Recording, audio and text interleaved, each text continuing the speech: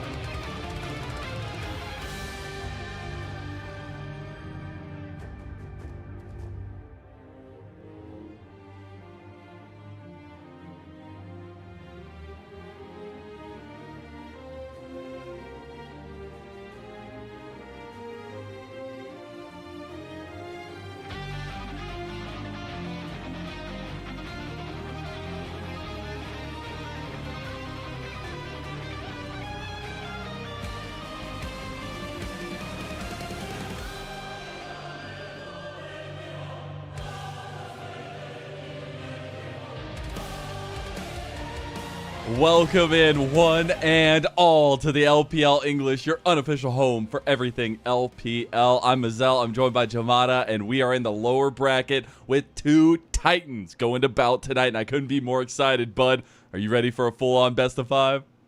I absolutely am. Titans, strong word when it comes to these two teams, but we'll see how they both get on. We've got some pretty strong opinions on how Weibo Gaming and IG have been getting on here in playoffs, and I'm excited to be covering this series of you, brother. We got we reunited after so long. It feels like all the way back in Split 1 was the last time we got the cast together, and fitting we get the bid adieu to either Weibo or IG tonight. The matchup is set. We're going to take a look at the format here, how we got here, how we got to this point. As we started off with two groups, Group Ascend and Group Nirvana, we had our play-ins with those 8 teams, the 2 from that side of things from Nirvana, as well as being able to see who could make it through from Group Ascend. We found our playoff teams, and here we are in the thick of things, Shimada. In the thick of things, in playoffs, and this bracket so far has been delivering. This has been an incredibly fun playoffs to watch, with already upsets throughout round 1 going on. Just yesterday, even all the day before, JDG getting eliminated by Team WE. Actually wild. Probably the biggest surprise, I would say, so far. Shake my damn head, man. Yeah, shake my damn head. Crazy to think that roster won't be playing against Top Esports in that next round. It will be WE filling those shoes. But yeah, just throughout, right? Like, we've had a mixture of 3-0s, but even the 3-0s have been bangers. We've had 2 series go to 5 games. Those were great. And plenty in between. Here is that look at that bracket. Yeah, things are panning out crazily. I mean, BLG is on the run of a century to try to take back some of the pride they lost in that Split 1, facing out against AL for already a spot in the finals. This playoff bracket is so weird to me comparatively to things we've seen in the past. And then we have this lower bracket that is full of big names. TS, IG, Weibo.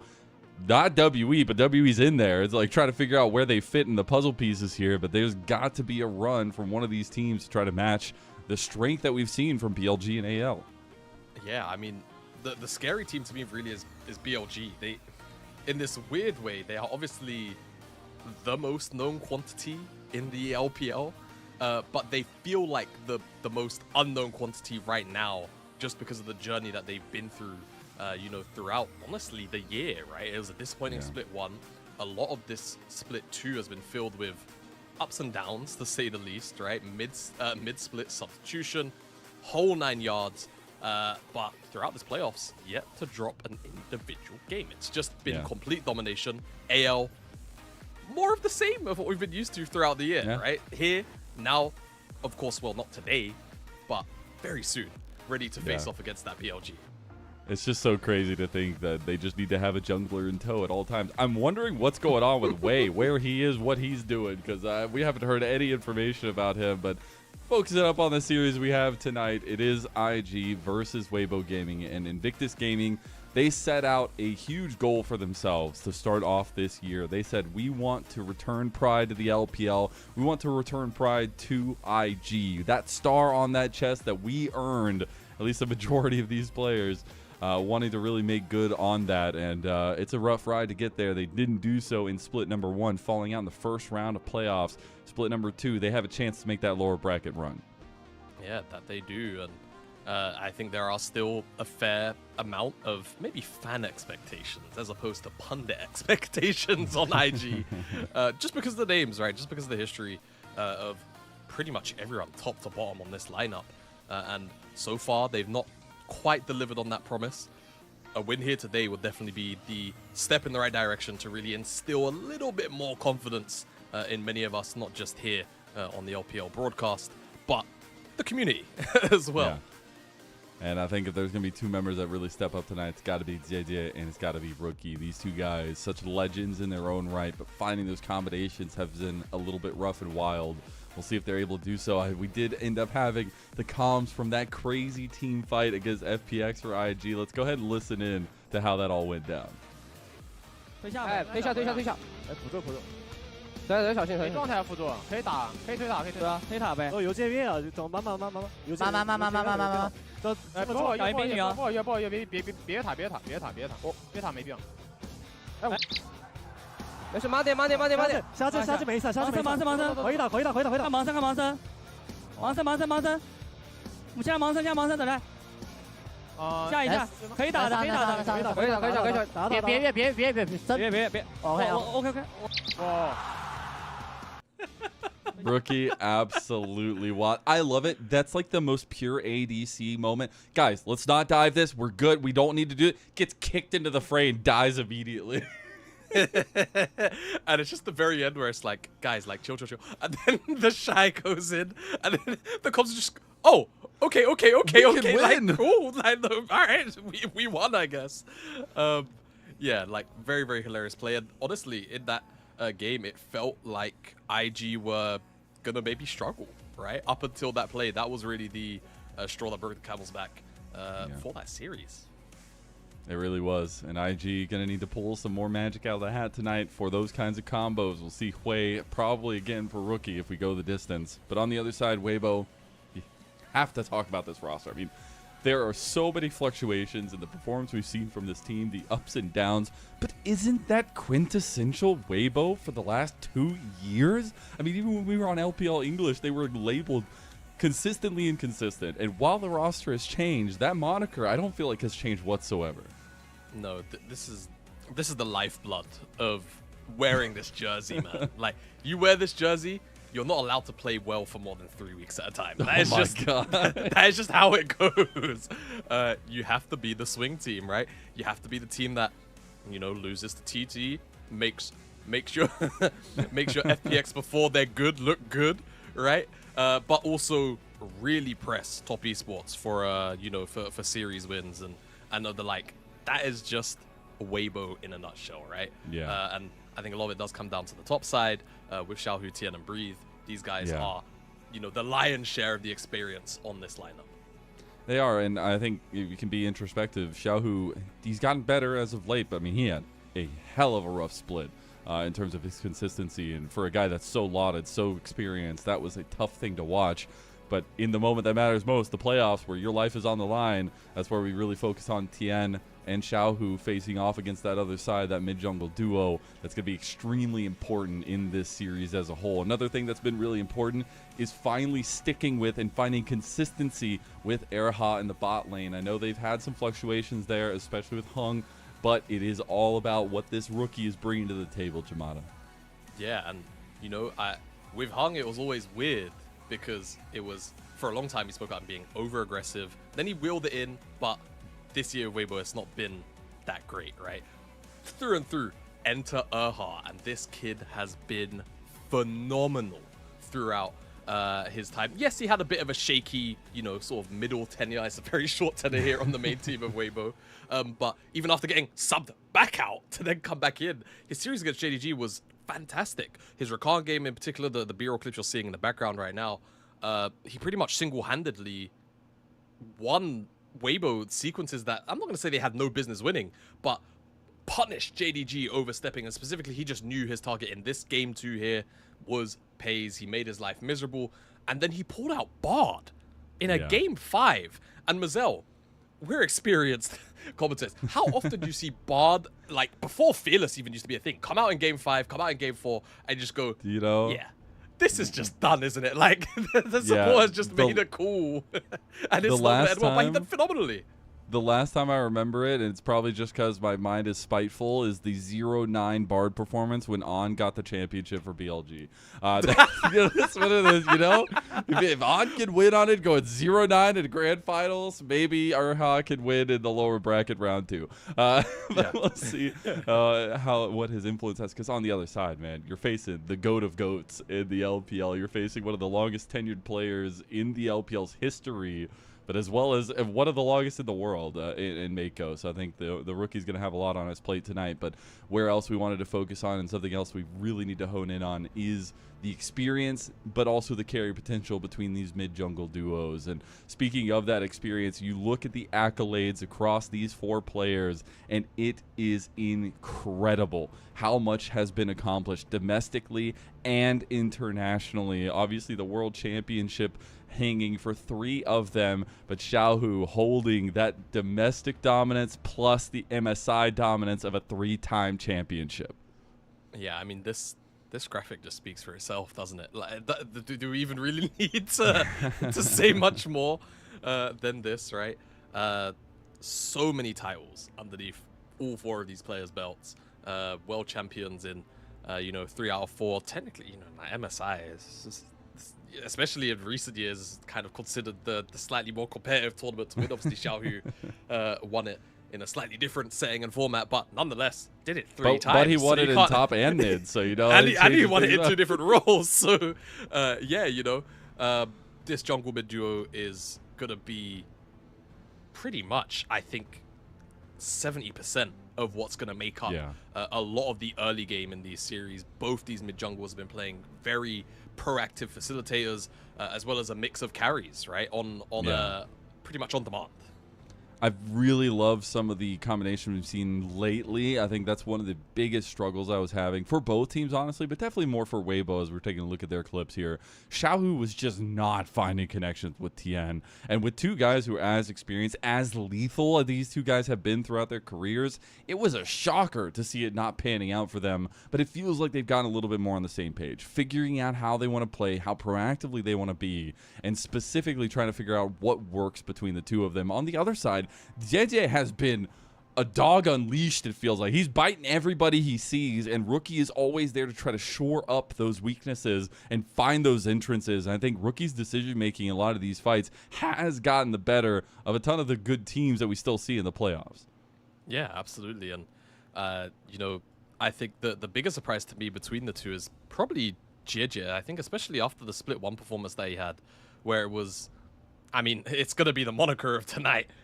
Consistently inconsistent at times, to see him really feel like he's been unleashed, and Rookie also having a much higher floor of strong decisions being made around his jungler in particular. This feels like a very, very threatening duo once they get rolling. If they're going to be on stuff like Pantheon, Ari, or Ryze, Talia, all of these kind of picks which are semi-global, stuff like that, they will be active, they'll be up in your face, and they won't stop making plays pretty much until you're dead or until they're dead. They don't care which way it is. They'll throw everything at the wall and see what sticks. That's why I'm really excited to see what the jungle meta pans out to be here for tonight and how rambunctious these teams want to end up getting. But speaking of, bringing things in, changing things up, Jamada, we really wanted to bring you on. Not only to cast with me, which was awesome. I love that reunion. But you have a little bit of a history between Weibo, yourself, and the Shy. Tell me, Jamada, what button are you going to be pressing tonight? Oh, man. You're sweating over there, man. Yeah, I am. For anyone who doesn't know, very brief and a very, very brief history. Weibo are just the bane of my existence when it comes to being an LPL fan. If you guys don't remember, the reason why BLG, or one of the main reasons why BLG potentially don't have a world title to their name to this day, is because Weibo just decided to show up in semifinals in 2023 at Worlds and just dominate them for no damn reason. So since then, I've had a small hatred for the Shy. And he also, that year, he just played really weird throughout the entire year. And then fathered been, like, undeniably the best top laner in the league and the world at that point. And he was on Weibo. And that hatred is now shared. I don't know who I want to win more. You gotta pick a button. The place is gonna explode. You gotta hit a button. I don't know, man. I don't make the rules. I'm gonna hit the Shy wins. My goat. Let's go. Oh, that's incredible. Because that makes this next part even funnier. Because, we're going to talk a little bit more. We're going to come back to us here real quick and get set up. Because, we have somebody that you also have a really good relationship with. you might not be James Harden, but you're well known in the scene enough to have a relationship with somebody named Forrest, who is also one of our elite supporters, and he really likes you. He really wants the best for you. Looks out for you in every case of the word, and he wrote you a little present tonight for you to present for us. So let's go ahead and do that here, Jamad. I think you're ready. Weibo Gaming is without a doubt one of the most exciting and consistent teams in the LPL. Led by an all-star roster including legends like Breathe, Xiaohu and Light, Weibo continues to impress with their flawless teamwork, meticulous shot calling, and unshakable discipline. Fans around the world eagerly tune in to witness their innovative drafts and cutting-edge decision-making, which never fail to leave a lasting impression, leaving the enemy team speechless. If you're a fan of Peak League of Legends, then you're already a fan of Weibo Gaming. Oh, thank you for the glorious words. Definitely a lot of your own sentiment I could feel in that one. Your own emotion really coming out in that. Shout out to Forrest, our elite supporter. You can also maybe get Jamada to read things on broadcast if you become an elite supporter. So we'll see. We'll leave that door open. No, we're not making this a thing. Just pay to make Jamada say anything you want whenever he's on the broadcast. Absolutely. That's what $50 a month gets you. All right.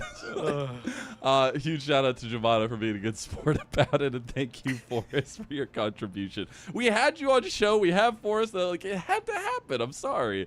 We'll be getting to game here shortly, though, so let's go ahead and focus up on this series as a whole. I do believe, Kelsey, if we have time, I would love, shout out to Kelsey Moser, our producer, I would love to show that interview that you were talking about if we do have the time for it. You can give me a yes or no as we get to it, because I think it'd be really interesting to get that kind of perspective, because this run has been a very curious one from both sides. I mean, when you look at the track record coming... 比之前成熟了特别多吧，然后不管是英雄值还是技术方面都是有非常高的进步的，然后就是每一年都比上一年打得要好。我觉得小虎反正也打得很好嘛，然后主要是在游戏里有很多时候可以做出很好的判断，就帮助到队友很多。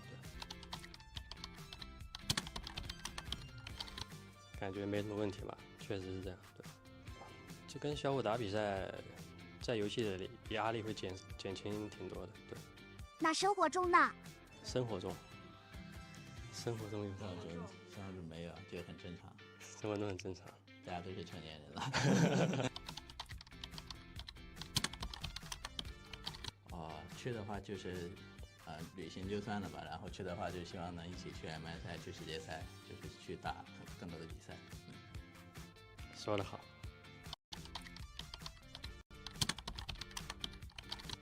比之前成熟了特别多吧，然后不管是英雄值还是技术方面都是有非常高的进步的，然后就是每一年都比上一年打得要好。Well, I got to give a huge shout out to the microphones. If you know, you know. But some really fun banter between Xiaohu and Light there as well. But we're already in the thick of things for game number one. Weibo are going to be on blue side here as they band away the Varus, Poppy, and that big Silas, at least in the mid lane. Yone with the Talia Nico ban. It's insta-pick of the Ahri into the Kalista with that Azir. And then we're just flying. The Ezreal Karma comes in for Light and Erha. Yeah, preempting the Renata pick on 3 makes sense, right? You see Kalista early rotated. Feels like just rip the band-aid off, right? You know what pairing is most likely to come through, so you can slam that. It does mean that Mako has the opportunity to play something a little bit more aggressive, perhaps, like the Nautilus if he really wants to, but the likelihood is he probably just lands on the Renata. It's what we tend to see get locked in alongside the Kalista. It's kind of the favorite pairing, right? If Nico's off the board, and there you go on 3. And we'll see where IG decide to go with their bans, whether it's top lane bans towards Breathe or a few aggressive options taken off the board for TN. Try and force something a little bit weird out the jungle matchup. Yeah, I love that we're getting proactive picks for both Xiaohu and Rookie to start off the series, though. I mean, these guys are going to be such a current in this series and trying to figure out how active they can be. Already getting some of that mobility out of mid lanes for sure. That Vi ban in the second phase is going to signal that IG want to whittle down Tien's Chample. I don't know how easy that is. The man feels like he plays anything, and we'll see what that focus is going to be for Weibo. Yeah, we shall. It's the Vi for the meantime. I wonder if the next one will be something along the lines of the Pantheon. Try and put a little bit of priority on the Xin. Oh, okay. So Weibo will ban out the Xin now. Yeah. But I expect this to be all of the Premier skirmishing junglers gone for this ban phase. We're saving them for later. The opening you know? ban. Yeah. Game 2, game 3. That's when we'll see them. It just kind of depends on what IG don't want to play against at this point, right? Like, I would imagine they'd want to try and have JJ on the Pantheon. So they might ban out something like the Trundle or maybe the Viego. No, they ban out the Pantheon. They banned okay, the Pantheon. cool. I mean, Tien's Pantheon has been nutty. But yeah. We'll see if that jungle focus continues, because I still think there's a lot on the table. I mean, if you want to ban away Nefiri, things like that, I don't know if that's necessarily going to be the play for game number 1, but I expect there to try to be some combo to kind of pair up Tien and Xiaohu with the Ahri. Typically, you want something that can really get that dual engage with the Ahri and have those proactive moments, and the Rumble is going to be the final ban, giving that one over to the Shy. Yeah, so it makes me curious about what Breve is cooking up if they deviate away from those jungle bans. That is kind of the trifecta of the OP, early game skirmishers taken away, but Nefiri has been hovered. Nice. It is pretty much the only one left up and available. All of the aggressive options that we tend to see into it are gone, so I it does love make it. a lot of sense for this lock to come through. And now at this point, Tien, you kind of look towards, on this tier list of skirmishers, like a Trundle, right? Maybe even a Lee Sin. Otherwise, you're probably looking at a tank, and I'd feel a little bit bad running something like a Maokai into this kind of composition where you don't have another form of snap engage or anything like that coming through. So Tien might be in a little bit of issues, especially if the priority kind of swings the way of IG early on. The Wukong's still up and available. It's started to come back into into the fold a few times, though it dipped out in the beginning of the year, and it does make a lot of sense here. Can work as engage, can work as disengage. It kind of does a little bit of everything. And of course, very strong skirmishing early, can just about go toe-to-toe with that Nefiri. And the Gwen locked in for Breeze. So they got some big ticket items at the end. This is one of the only games I feel like I've seen. There have been a couple. I'm giving a little caveat. We don't have like any tanks. we have no frontliners. We're just going full damage. We're just going to find a little bit of Well avenues. done, bro. You have just summoned Sion from the Shy. There you go. I want it, honestly, because I feel like frontline in this game matters so much. If you're just all brawling and nobody's really that frontline, mechanics are going to be what reigns king. We end up getting the Aurora top lane for the Shy, who's already cooking in game number 1. Okay, Aurora out of the Shy. That's very interesting. Has played it already in the playoffs. Yeah, that he has, and I imagine it's going to be a bit of a miserable lane for Gwen to pilot until level 6, where then maybe she'll get a little bit of kill threat. It depends on what second summoner spell Breve runs too. But the Shy should have a bunch of freedom, and I think it really fits into the overall composition for IG, where you're lacking a little bit of engage, but now also you get an additional lane of priority where JJ gets to lean on, right? Look for invades, look for camps to take away, and I expect and anticipate that will be IG's early game plan here. Play through lanes of prio, set up JJ to be able to get into Tien's face and try and extend the jungle lead. I think everybody knew when we were coming into this one that it was not going to be the cleanest. But you came here for fun. And in game number 1, it is absolutely just chaos. It is going to be constant chaos in the fights. No real front line to speak of. People getting picked off left and right.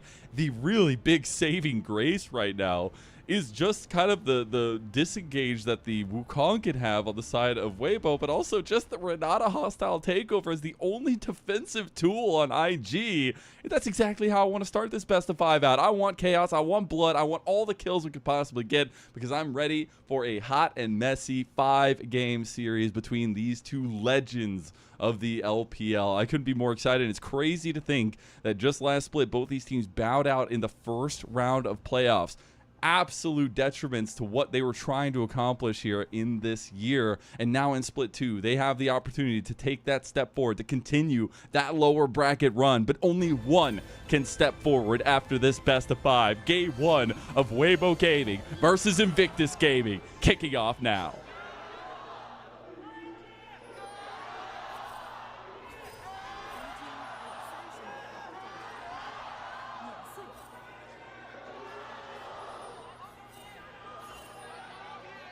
Not the most uniform Gyos I've heard. It's chaos out there, just like this series. Let's go, baby. I'm sure they'll get their stuff together. Or don't. I think it fits the or narrative better. Yeah, true. It's one of the privileges of going to a British school. All of our assemblies are just about singing. So that's why you see all the football chants pretty much always in unison. See if the fans get with that signal later on into the night. But for the time being, seems like both our junglers going to be mirrored on the Wolf camp, actually. Of all 6 camps to land on. A little bit of info was gained via this ward by Weibo. No, JJ's... Yeah, he's going to start Wolves. Okay, so both these junglers starting on their blue quadrants, which does mean that JJ has a few options once he finishes up his blue side. He could potentially look into the bot side of Tien's jungle and try and catch him on a camp, or he could just continue on his full play, go towards that top side where the Shy is and see if there's an angle onto Breathe, who, as you can already see with that early lane ward, will eat a horrible, horrible trade, and expect that to pretty much just be the trading pattern. Anytime that we pan up here, Breathe just eating a whole bunch of damage and just trying to soak it up with all of the runes and the Doran shield.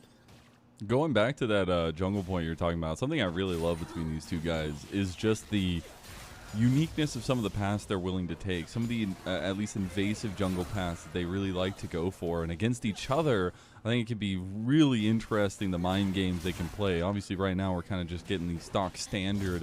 We'll see if anything changes between them. But they can really set the tone for the series as a whole, but also for this game, Jamada. Absolutely, they can. JJ has elected not to go towards that bottom side, and I think it makes a lot of sense as Breathe continues to eat bad trades here. He's probably going to have to base, yeah. I mean, at the same time, the wave's crashing now, so he kind of can't. He has to stick around, farm this up. Probably eat a little bit of additional damage to farm what he can, but not the best start from the Weibo top laner. But oh no, don't look at the wins and losses down there, by the way. Don't look at how many wins the Shy has on Aurora. Just look at the CS lead that he has built up. And the fact that Breathe has to go back to base already. Yeah. It counteracts, though, with Dede being 6-1 on the Nefiri. You know, it's just the counterbalancing. Yeah, exactly. Every action has a reaction, or whatever something that saying is. Something. Mako and Gala have not been having a good time these first couple of waves here. This is definitely what we kind of expected out of this matchup, though. And it was one that Mako elected to lock in, right? We said could have gone for a slightly more aggressive option if you'd have liked. They were all up and available. It's not like they weren't. But goes towards the Renata. And so far, not paying heavy dividends in the name of Prio and kind of losing gracefully. Oh, the forward step there. Actually kind of nutty from IG. But it's funny you talking about Mako. I mean, he's got a lot of weight on his shoulders. If there's anybody I'm going to put weight on, I think Mako can absolutely hold that weight. But he is a guy who maybe hasn't had the brightest of splits here, but now in this game has a lot of say in how IG's comp functions. Speaking of, here's that invasive jungle pathing I was talking about. Tien gonna go for the early skirmish onto Dede. Doesn't have much early in the tank here. Has the dogs to try to help him out, but now the roam from Erha is gonna make it first. Dede does get the dogs. He is able to get the wolves there too, and it will end up being just that pressure from Tien. Yeah, but because of the way that the camps are going to spawn, he will lose his Gromp. JJ he can go for not wasting any time, though. He's just going to go straight over to the top side of Tien and go and grab his Gromp from him just to stay about as even Stevens as he can, though. Look at Xiaohu. Yeah, gets that mid lane priority because Rookie had to move and then he based and TP'd. Knows there's a potential window where Xiaohu could just sacrifice his time to stop that invade, and Weibo trade up in that sequence. The Shy doesn't have much mana. I was surprised he stopped his back. He hasn't been able to back just yet, so he might have a pretty fat buy on the other side of this. We are getting a lane swap shenaniganery coming out from IG as Gala and Mako will move away from that bot lane that they were losing so hard in, and now Gala going to chase Breathe out of lane. Yeah, this is really rough for Breathe. He is not having a good 5 minutes here. He's going to get frozen on for the time being. As Light kind of doing the same thing. He can hold this freeze, this slow push for a little while. The Shy being a range champion though, and with Light being by himself for the time being, we'll be able to hold on to that. Rookie under a bit of threat here. Charm goes a little bit wide there from Xiaohu, just getting those out early. As Rookie will have a little bit of a hard time getting back in the lane, but it looks like Weibo are okay with the lane states. They're not going to swap Light out of that bot lane. They're going to keep the pressure on the Shy and maybe try to get Breathe a little bit of breathing room, if you will. Good one. But he definitely needs it. 6 minutes in. I mean, neither of our top laners actually have hit level 6, to be fair. Been forced out of their respective comfortable positions. Well, comfortable is a strong word for Breathe. The Shy is not comfortable. He's going to have to flash out. That's a big flash down, as well as this whole time, Tien had started the Dragon. So we'll be objective stacking, getting them going, as well as having time to go contest the Grubs on the other side. Yeah, I mean, this is just great for Weibo through and through. I mean, I don't want to bring up the monologue that I was forced to read earlier, but this actually does look like fairly meticulous gameplay right now. Out of the Weibo Gaming lineup. Dragon secured. And like you mentioned, they will have time to make rotations happen. Teleport's even expended by the Shy here. Which I think just kind of solidifies that there's going to be a fairly solid chance that they're at the very least able to contest the Grubs. Bare minimum. Breathe just needs to hold onto his health bar, hit level 6 comfortably. Yeah. And then he's going to have a TP advantage, working when those Grubs spawn up. So speaking of that Grub contest, as Breathe is going to get pushed under turret. Gala not going to take the turret shot actually there. They really do. I mean, they don't have level 6 for Mako just yet, but they got the handshake. The True Shot Barrage comes across. The bailout isn't going to be enough. Mako goes down to an execution as now Erha has come through. Light will find the better of Gala, and that is going to be a big return kill for Weibo. What's the need? Like, what's the big picture thought there for IG? And now JJ is in trouble too. No. Xiaohu misses a point-blank charm, which means JJ will make it out alive. Yeah, you have to remember the dogs. The dogs are there, right? It makes it really awkward for Xiaohu to really sneak through a charm. I think, to be fair, he did find himself an angle and then miss anyway, but obviously can't charm any earlier. I love the cope. I love the cope. It's fine. I mean, you know, it's just the circumstances, what it is. But with that death, you know, up in the top side for Gala and Mako, it does make you wonder how easy it will be to actually play for these Grubs here for the side of IG. JJ's going to sneak into the back of the pit and at the very least, definitely secured this first one. The question is, will Weibo suspect anything? And right now, there's no pings. Not really. There's a few pings towards the entrance. And I think with this rotation from Gala, Mako, now the signals are going off Mazel, but the Grubs are pretty much already gone. They are. And that's actually pretty important. And some of the siege potential that's available, especially with the Azir, as time goes on, it's like first, second item, really can do some work on those side lane turrets. That's like the bread and butter of Rookie in the side lane on Azir. But now, I got to think, you know, we have hit level 6s almost, at least for the sports, getting to that point. Talk to me a little bit of how these comps break down. I mean, a lot of these fights and team fights are going to be teed off by Tien and JJ, but for Weibo, you have to have a lot of the follow-up on that, especially him and Xiaohu. Yeah, I mean, on both these teams, right, you can very quickly notice there's a big lack of what you would call consistent engage or reliable engage, as again our jungler's fighting off over the wolves, but JJ is the one with smite, so he will secure this for sure. Oh my god, he got the second time around. JJ still gets the wolves out of better of Tien. This time he won't lose the Gromp for it too, so maybe working his magic into this thing, as it looks like the top is going to go the way of Weibo for now. Going to pressure IG off of their backs and have a little bit of an awkward timer. Yeah, definitely will. Oh, he hit a charm. He did it. He hit a charm. Be nice. We're back, baby. Be nice.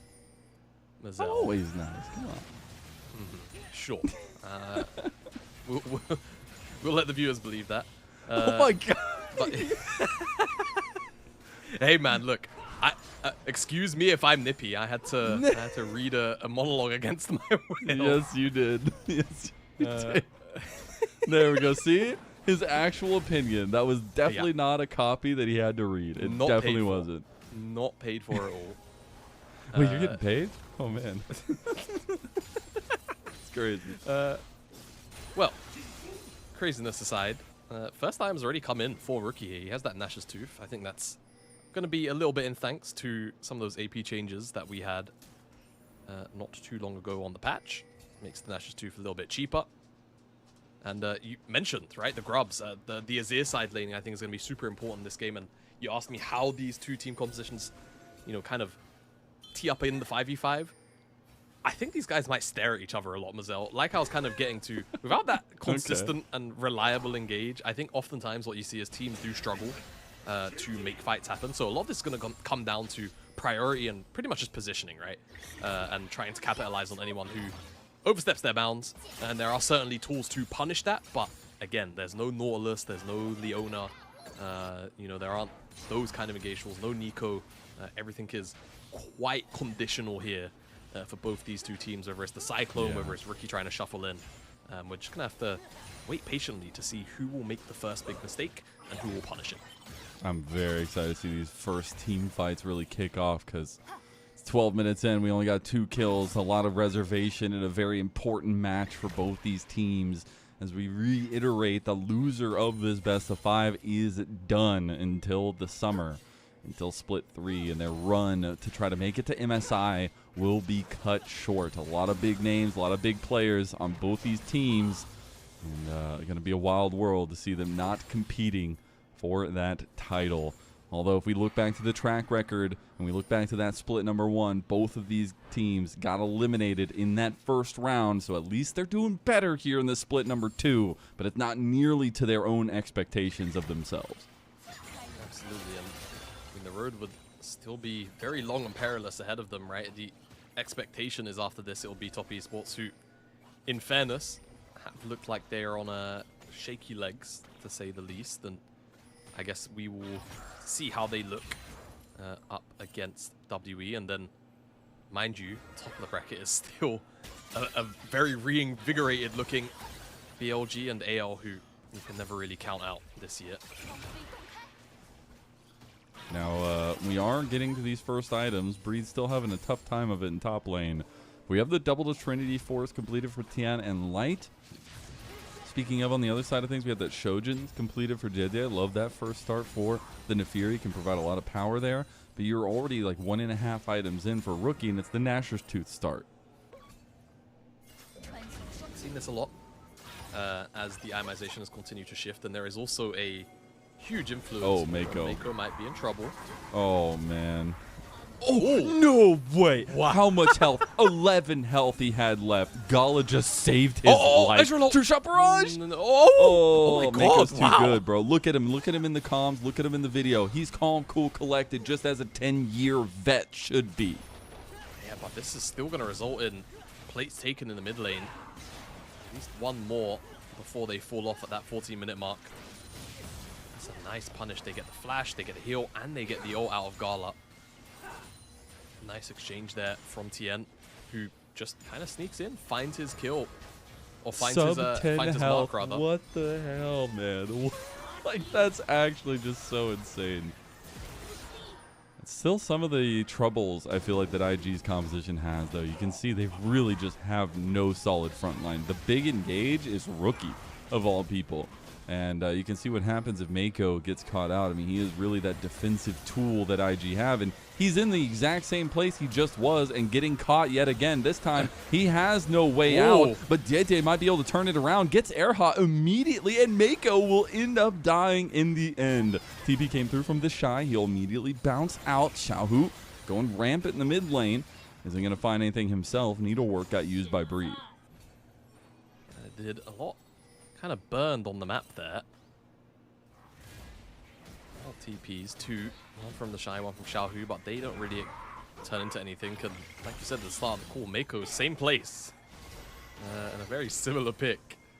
But this time he's didn't able have to... Fate's call that time. Yeah, didn't have Fate's call, but he was able to cast his ultimate. And He allowed JJ to pick himself up a kill, and that's going to feel pretty good. I feel like JJ in a game like this where there's no dedicated tank, there's a lot of mobility, which I feel like Nefiri obviously does very fine into, with both that ultimate and the dashes of her own, right?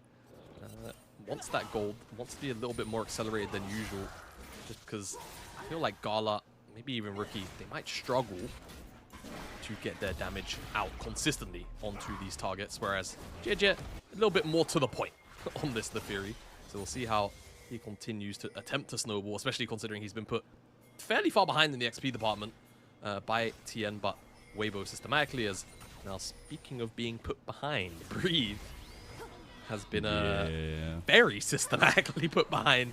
Almost a full level at pretty down. much every single point. And yeah, like you said, he is almost a full level down. And he's against Roa too, so it's not going to get any Imagine better giving the Shy his 1-to-1. first win in playoffs, or in the split on Aurora. That's actually crazy.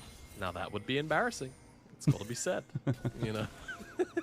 It Would does be a suck little for bit Breathe, though. I embarrassing. mean, you pick this pick, and then you immediately get counterpicked by that R5. I mean, it's exactly what the Shy wanted, and it's something we have to continuously keep an eye out on in this best of 5, how the meta of R5 really dictates some of these matchups.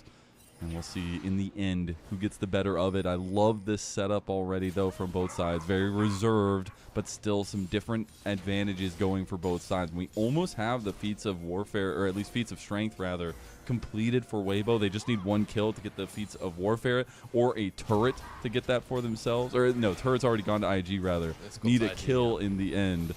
But see who ends up grabbing that one if Weibo are able to. We don't have another objective for just a little while, but the Rift Herald in tow for TN might mean a proactive play on the horizon for Weibo. Yeah, just to clarify, it's next kill will get feats. Yep. Strength. As Breathe finally gets a little bit of freedom to hit a tower, but will still be pushed back a little bit here by the Shy. And I do expect it's just going to be the Dragon. The Dragon will give us that, unless Mako wants to give us a 3rd times the charm positioning moment. But you did want to bring up earlier on Rookie's itemization. Has gone towards that Rally's Crystal Scepter. Interesting. And it's just been popularized by Chovy. There's no other way to put it. Yeah. Chovy built it, it looked really good, and now a majority of his A players are just Because you literally just can't run away. You get so many extra autos off. Yeah. It's that trade-off, right? It's like, hey, let's just say for argument's sake, it was typically Leandri's in the 2nd slot, right? I could deal a little bit extra damage to tanks, not like by a phenomenal amount, against, hey, if I auto you with the soldier, then you're slowed, and then I actually get 3 more autos, which is just flat out more damage, right? So that's the thought process there. And then, of course, the big one is it's several hundred gold cheaper. So at this point, the Shy Rookie has spent, what, 5,500 gold to be 2 items. He's doing a pretty decent job of it. Being ahead of Spike in comparison to a lot of, well, everyone around him when you really think about it. And that is the major strength of this build path. I'm just so bad. Like, I'm looking back, hindsight being 2020. If IG had any front line, this comp from Weibo wouldn't feel as oppressive. But the fact that you have nobody to dodge all of this poke, or at least soak all this poke that's coming through from Light and Erha, it just becomes like you saw the pressure in mid lane. IG could not do anything if they don't have unique ways to join the fights. And now we're staring down the barrel in about 20 seconds of a soul point on an Ocean Soul for Weibo. Yeah, and I think you can attribute a lot of that to the Gwen pick, really, right? I was wondering whether or not the Shy would just kind of tank the bad matchup and go Scion anyway, but it seemed like he was not willing to go a more defensive option into this Gwen, and obviously elected to go the Aurora, and, you know, is doing his best to go a, air quotes, tank-ish build with the Roa. And we'll see if that 2nd item is likely going to be the Leandri's. Breathe is looking for an all-in angle, but here's the annoying part about this matchup, is that. TP. However, this is a lot of people. There is a Herald for TN, so he's going to drop that.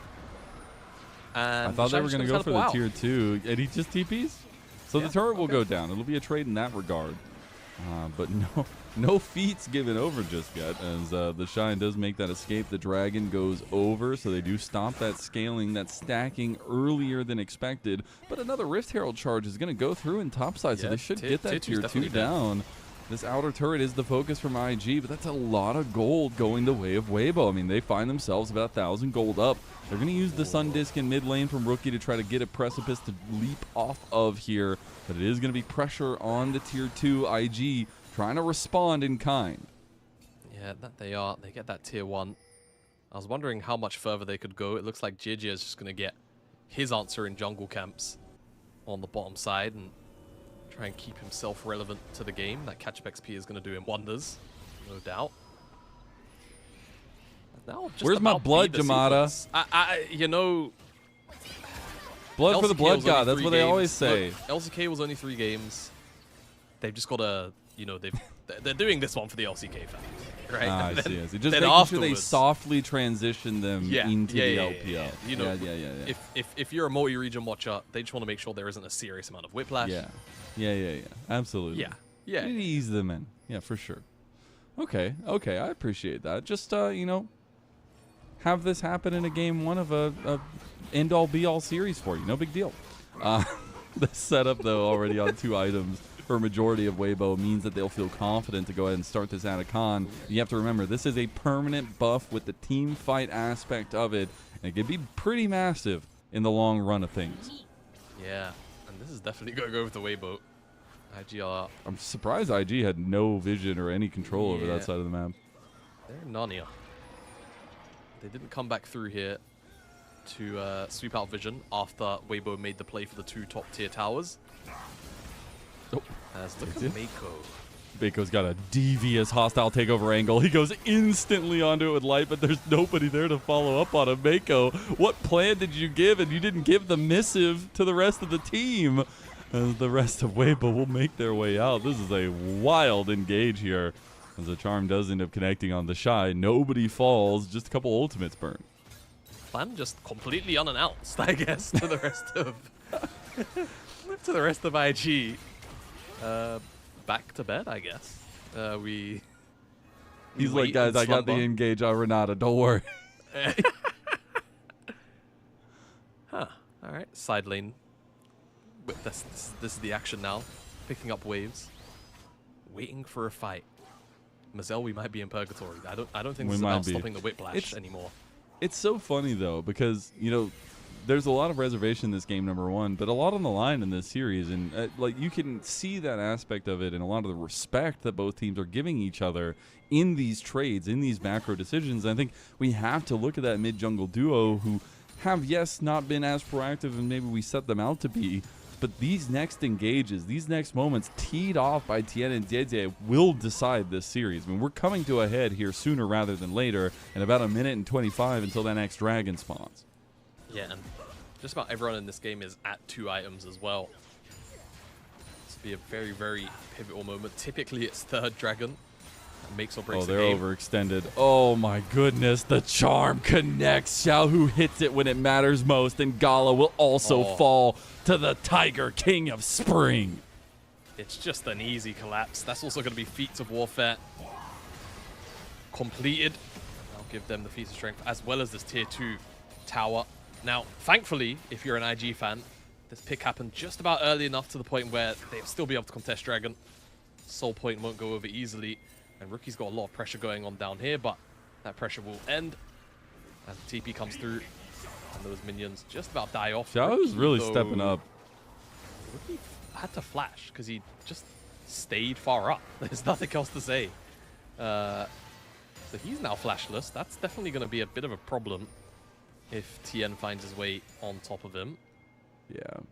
And I don't really know how they die here. I know the turret looks like it's there. They are so far up with no help from anybody on the map. Perfect assessment. Against an Ahri, right? Like, that is egregious. I'm sorry. Like, yeah, there's not much else to say. It's just shouldn't be there, right? Not enough defensive vision to catch that rotation out. And fair play to Xiaohu and Weibo for just recognizing there might be a window here, checking it, and seeing that it's open. Now this dragon is up. IG have mid lane prio. But look at Breathe. Down here on this side lane.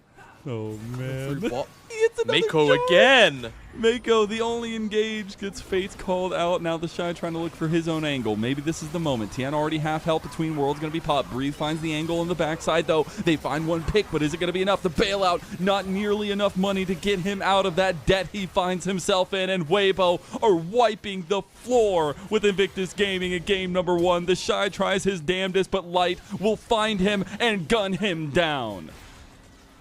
Easy fight for Weibo, and it's because Mako again caught out at the beginning of it, and then Breathe just has this incredible angle. Fantastic fight, which should result in them getting that dragon. And Breathe is even going to get this tier 2 down here. He's more than back in the game now. Gwen is online. He did his top laner duty and suffered for a very long time as well. And this will put Weibo on Ocean Soul Point. I mean, this is a 5,000 plus gold lead for Weibo off the back of some really good decision making. And Xiaohu stepping up to the plate. He missed some charms early, but he's hit all the ones that mattered so far. Yep, that he has. And on top of this, I mean, Mako goes back in with the Fates Call, and like highlighted earlier, Breathe just has this incredible angle in. Rookie's not really able to hit anything important. And then remember how he had to blow Flash in the bottom lane a few seconds ago? Before the sequence, that he also used his Emperor's Divide on the mid lane because Tien went on him. Yeah. It's not just fantastic. a comedy of errors, it feels like. Unfortunate as well, as Jete is going to also get caught, rooted down by Erha, and they end up getting the untargetable out of him. In the end, that will be the Spirit Rush utilized by Xiaohu, but honestly worth it to force Jete out of the fight. Force him out they will. They can consider starting Nash kind of whenever they want, I feel like, for Weibo. Force IG to commit resources, whether it's a teleport out of Rookie, who's now going to be assigned this bot lane to try and match the Gwen. Whatever it may be, they are at a huge advantage. We haven't really spoken about the overall gold lead in this game so far, but over 5,000 gold, 6,000. The current difference between our two teams, and it's starting to show in the items as well. Take a look at Light. He's got a whole extra item on top of Gala right now, who is scrounging 4 components for that 3rd item as well. And I think Light had definitely a big moniker this one, in kind of the Ezreal building up gold here, already on 3 items itself. Rookie going to be in trouble on bot side, gets tagged by the needlework and can't really do anything. Your Rala isn't going to get you out of this one. Ends up using the Emperor's Divide, but Tien still has his sights set. He knows what is about to come, and it's going to be some more gold in his pocket. Look at him throw up the Timo thumbs up. Here goes Rookie. He gets snipped out of his life. Breathe gets the kill. And I got to give massive props to the entirety of Weibo. It's crazy to see this project come with different iterations here in 2025, but you have to remember where it all started, and the fact that the likes of Light and Xiaohu have now been here for over 2 years trying to make this system work. And here they are performing in game number 1 against IG. Speaking of Tien, one of the newest additions, at least to the roster itself, but not a new addition to the league. We'll end up fighting the Shy, the solo bolo. Tien, that's dirty work, son. Great stuff from Tien. Finds the Shy here, and I mean, Tien is also just super ahead of curve. He's got a true 2-level lead over Jie. So much of this just from early efficient pathing, but also those invades, right? Onto Jie. As speaking of, has found his way onto Erha, but I don't know how much he can really make work. That's going to be the dogs tanking up a ton for him from Light. He will use that jump to get away. Light still finding a lot of damage on the Dede, but it's still should just be at least Judd go towards this jungle matchup setup around this red side for IG. They do use the Sun Disc here. I don't know if it's going to be a saving grace for them, but at least buy some time, and Erha will have to flash away. Some poke still coming over the wall from Weibo, but that should be all she wrote for that fight. That it should. The Nash is still, well, I think Weibo should be looking towards. Send Breathe up towards the top side here. Someone will have to answer him, and Xiaohu's actually also marking the rotation. Look at him just above the Raptor count. Oh, Rookie. Trying to find an angle there. They do end up finding Erha in the end, and he doesn't have his flash, so they will punish it. Now Gala, feeling confident, goes forward, immediately regrets that decision. Rookie not going to go down. A beautiful Emperor's Divide, but the bailout's not going to be enough. Xiaohu ends up getting the kill for him. Gala gets a double. Meanwhile, their top lane has been under fire from Breathe. IG at least fight back, but they're still down almost 7,000 gold. Yeah, and I mean, they still lost this top inhib too, which is actually going to be relatively impactful. Set up a slow push. Light. JJ has ult, yeah. Okay, yeah, Light's in a lot of trouble. The Light feels confident. Never Light mind. steps up. 3 items, 5-0 on the Ezreal. And that extra hand is giving him a helping. That should just be the startup here for Weibo to continuously find advantages. I mean, they still are that 7,000 gold up, and now they're going to be looking on 4th items for a couple carries. Yeah, no Tien, no Baron for the time being. But Light just completely tears apart JJ. I mean, it's one of those things where, you know, JJ's only 2 items against Light's 3, but still an ADC versus like a semi-assassin bruiser, right? So you're thinking, maybe Light gets a bit one-shot, and you start to see some of the damage, but JJ misses both of his Qs. And yeah, that is what it is. Ocean Soul. And that's Soul. Yeah. Secured here. Breathe will get the credit. And now I think Weibo will look with even more reckless abandon than they just were on the mid lane plate towards that Nash, knowing that they don't have to worry about a Dragon for Soul trade for the next couple of minutes. They've got that top lane inhib doing its job too. Just providing constant pressure up there. I mean, they will try to clear out some of this vision game that IG were able to put down around the Baron. I do feel like we're getting to the point that Weibo can force the Baron play over IG and try to get the better of them that way, try to force their hand a little bit. I mean, they have such a massive advantage across the board, and IG are just slowly bleeding out here, Jamada.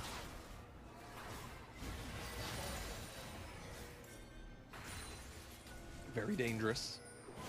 Ardent. Okay. Charm does connect. Xiaohu, outside of that very first charm, it felt like that. The first two. Yeah. Okay. He's been very, very on the money. IG. Okay. I mean, what else can you do? Why not? Oh god, Yeah. that's a deadly TP right there. Mako misses the handshake. Rookie goes gold, and TP coming in, but it's late from the Shy. Rookie gonna have to flash away from the engage. Hostile takeover came across. Now Breathe rejoins the fight. Xiaohu misses a charm. IG still feeling like they have fighting strength here with these item spikes. We'll end up backing away from the Baron after getting that TP out of Breathe. JJ stopped his back. JJ still has an angle. The Shy goes invisible. He actually might find it, but they stay. No, they're going to lose their base. They're losing the game. They just try to take Erha. They get a reset from JJ now as well. They get the charm onto the dog. It's fine. The Nexus turret is falling. True Shot Barrage going to come across. They did end up getting Rookie to back, so they were able to deal with that minion wave. IG playing with their fates here, Jamada.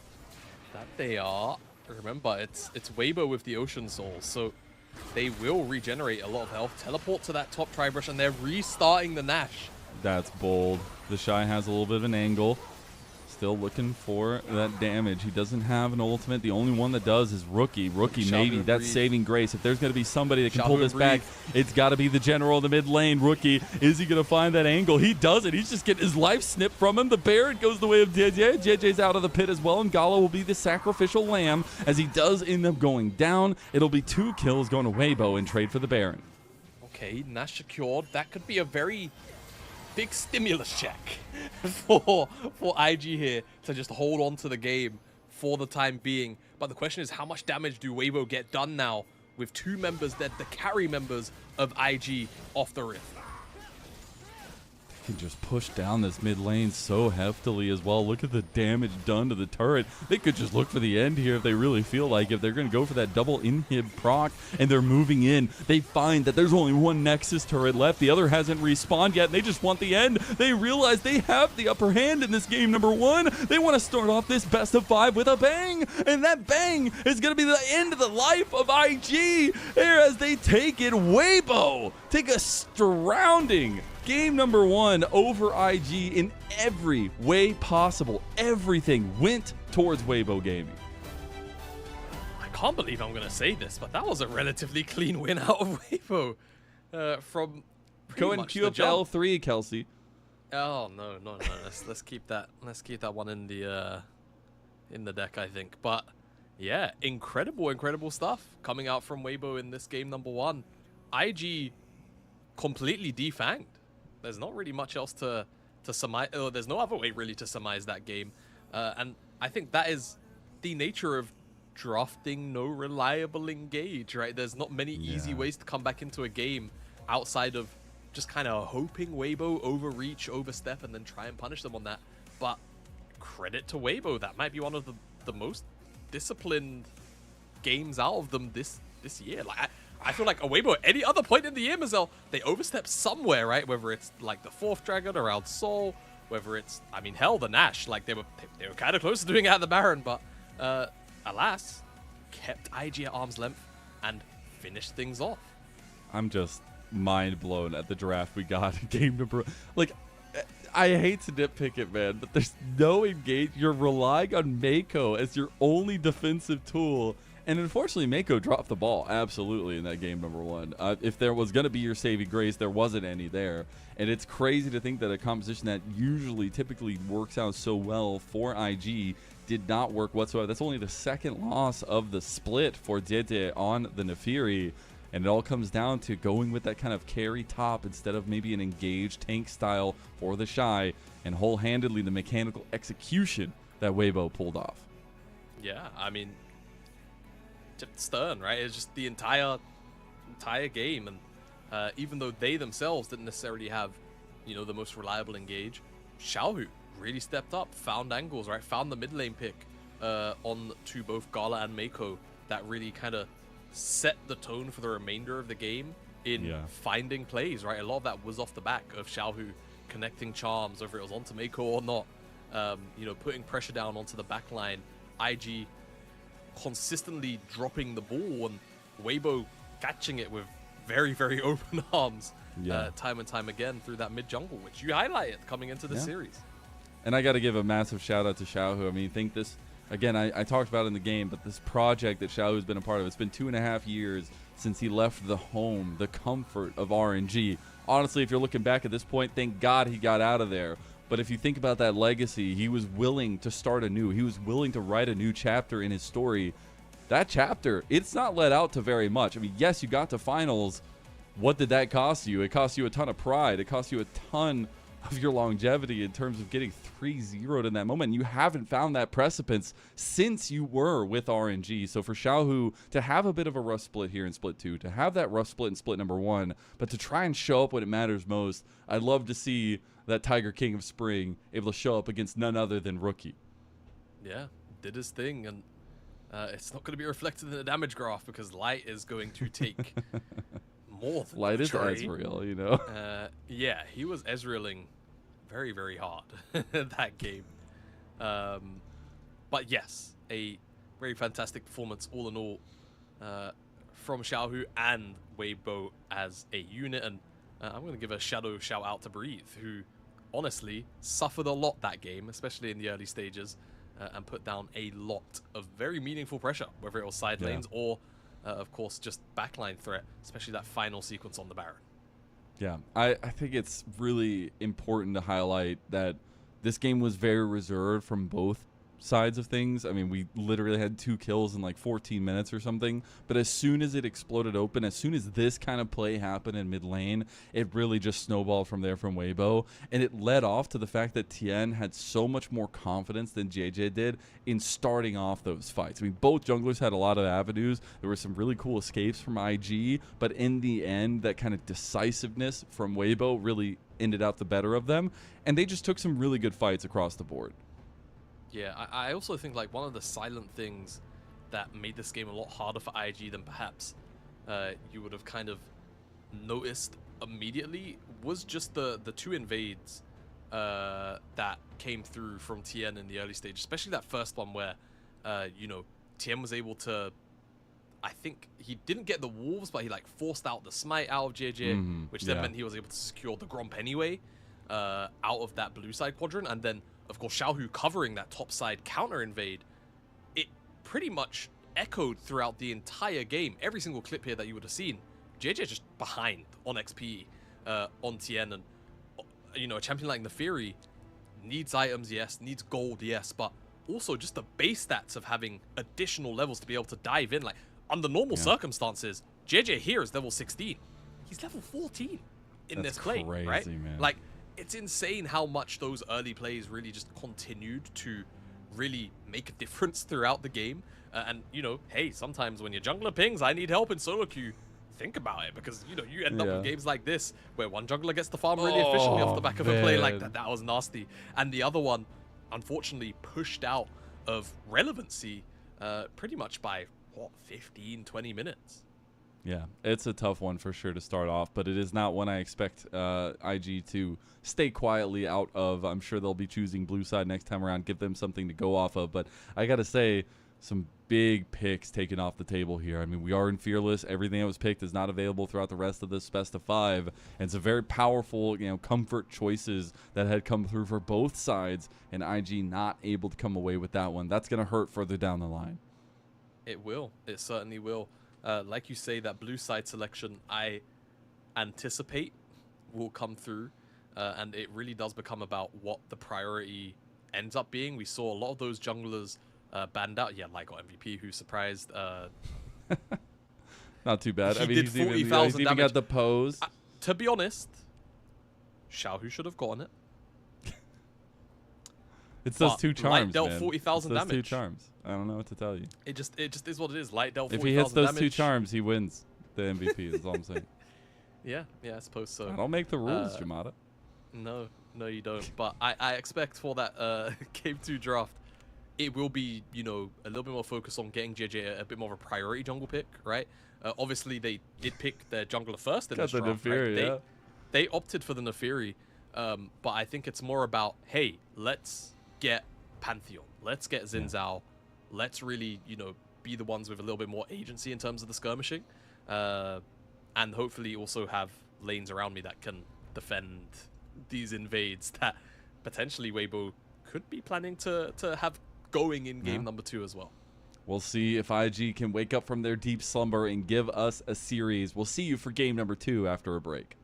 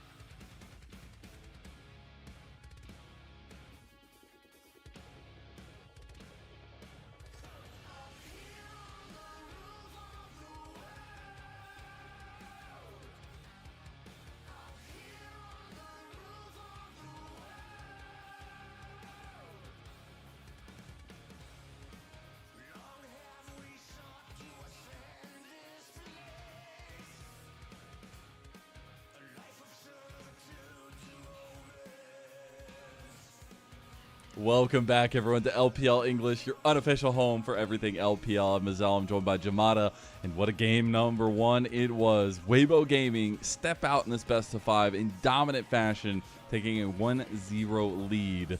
And, man, it was completely one-sided in almost all regards. But before we get over to that game number 2, we obviously have a couple little things. Got to give a huge shout-out and special thank you and big message over to our coffee supporters and YouTube subscribers as well, who help level up the show on a daily basis. I mean, if you like the graphics package we introduced this split, if you like seeing your talent come in and cover the games all on volunteer aspect, you know, the help definitely goes a long way. It goes to paying on-air talent, paying for all the upgrades and all the cool shenanigans that we get into as a broadcast. So please make sure you go subscribe to our coffee. It's going to be linked in the chat. You can unlock perks like getting access to early content, as well as being able to ask interview questions for the interview content that we do end up having. So please go subscribe. It'll be in the chat.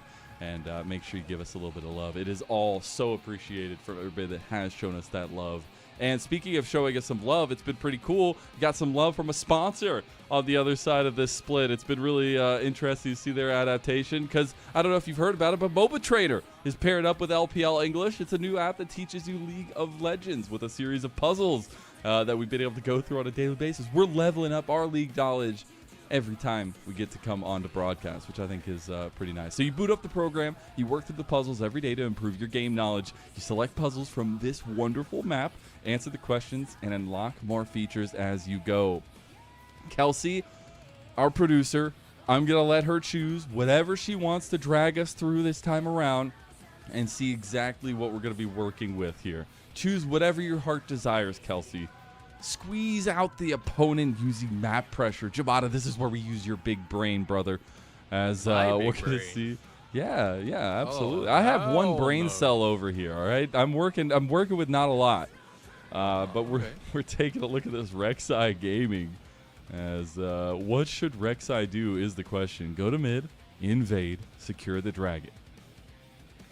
You can probably get Dragon here. Vayne can just rotate over, DPS that down, sneak it away. Feels like a very good choice, and it is. It is a good choice. Good job, Jamada. See? Look at you. I don't know how Viego got to be 18-5, but that's terrifying. We're not going to look at the details, because now we're going to see what Rek'Sai should do here after taking the dragon. We have a couple more answers to go. So dragon just got secured. The enemy team is redeploying onto the map. Do we escort Herald, or do we recall? The option I'll take actually isn't even here. I'll farm the Gromp, so I guess it's technically escort Herald. Try your best to just let it get that little crashing onto tier 2. Surprising, even though the redeploy is coming out from the 18-5 Viego. We'll see them pay this off while they do get the Gromp. See, look at that. Get everything you wanted. They did escort it. They did end up getting the tier 2 here, but now the last decision. Go on Rakan, hit the turret that's already gone, and recall. At this point, you probably just take your wins. Technically a recall. I think you could find a way onto Rakan here, but I think it's a bit scary just because of the ult that's up from Syndra, all that good stuff. Back out. Okay, you want to reset the tempo. You already got what you came for. They will back out. So, look at that. 3 for 3, Jamada. You're doing great. You used all those brain cells you had and the none that I brought to the table. But really nice stuff. I don't know if we have enough time for another one here, Kelsey. All right. Doesn't seem like we do, but if you enjoyed that, you can go subscribe for up to 20% off and unlimited puzzles using our code LPL20. Proceeds benefit MOBA trainer designers and the LPL English unofficial broadcast. So start leveling up your game today. As we're going to be getting on to the draft and on to the stage for game number 2 between Weibo Gaming and IG. It was so. IG took blue side. They're going to ban away the Yone and the Vi already. We will see the Varus Talia ban by Weibo. And we will, and Bessa, actually, going to catch a round 1 ban in contrast to game number 1. Does leave up the Poppy, which has kind of seen a fair bit of priority bans on blue side throughout this playoffs. And then also the Nico is the other thing that's on my mind here. Will Weibo ban it away for the third slot? They will. Yep. So you've got all of the strong junglers. Rumble will be immediately locked in here for the Shy. And it does make you wonder what Bree will go towards as that lane answer. For the time being, though, they can leave that till 3 if Weibo want to, you know, lock in that Xin or the Pantheon with a very strong early roaming mid laner like the Rise or the Galio. They certainly could. Hell, they could actually first rotation the Galio and just hold it as a flex, right? See if they want to place it top for Breathe. Plenty of options here for the side of Weibo. Go with a little bit 2v2 action here. Could go with the Melio if they really wanted. See what they want to pair up with that Lucian, but the Lucian going to be locked in for light. You know, I feel like not enough Pantheon, people, right? It's probably Pantheon, yeah. I mean, not enough teams go Melio with the Lucian. Surely this is a funny horror. Yeah, okay, cool. You know, yeah. You can never know. Like, look, man, you never know. All right. Poppy, JJ, I think JJ it has to be. Yeah, he's also been one of our better Poppy players in the league, if not the best.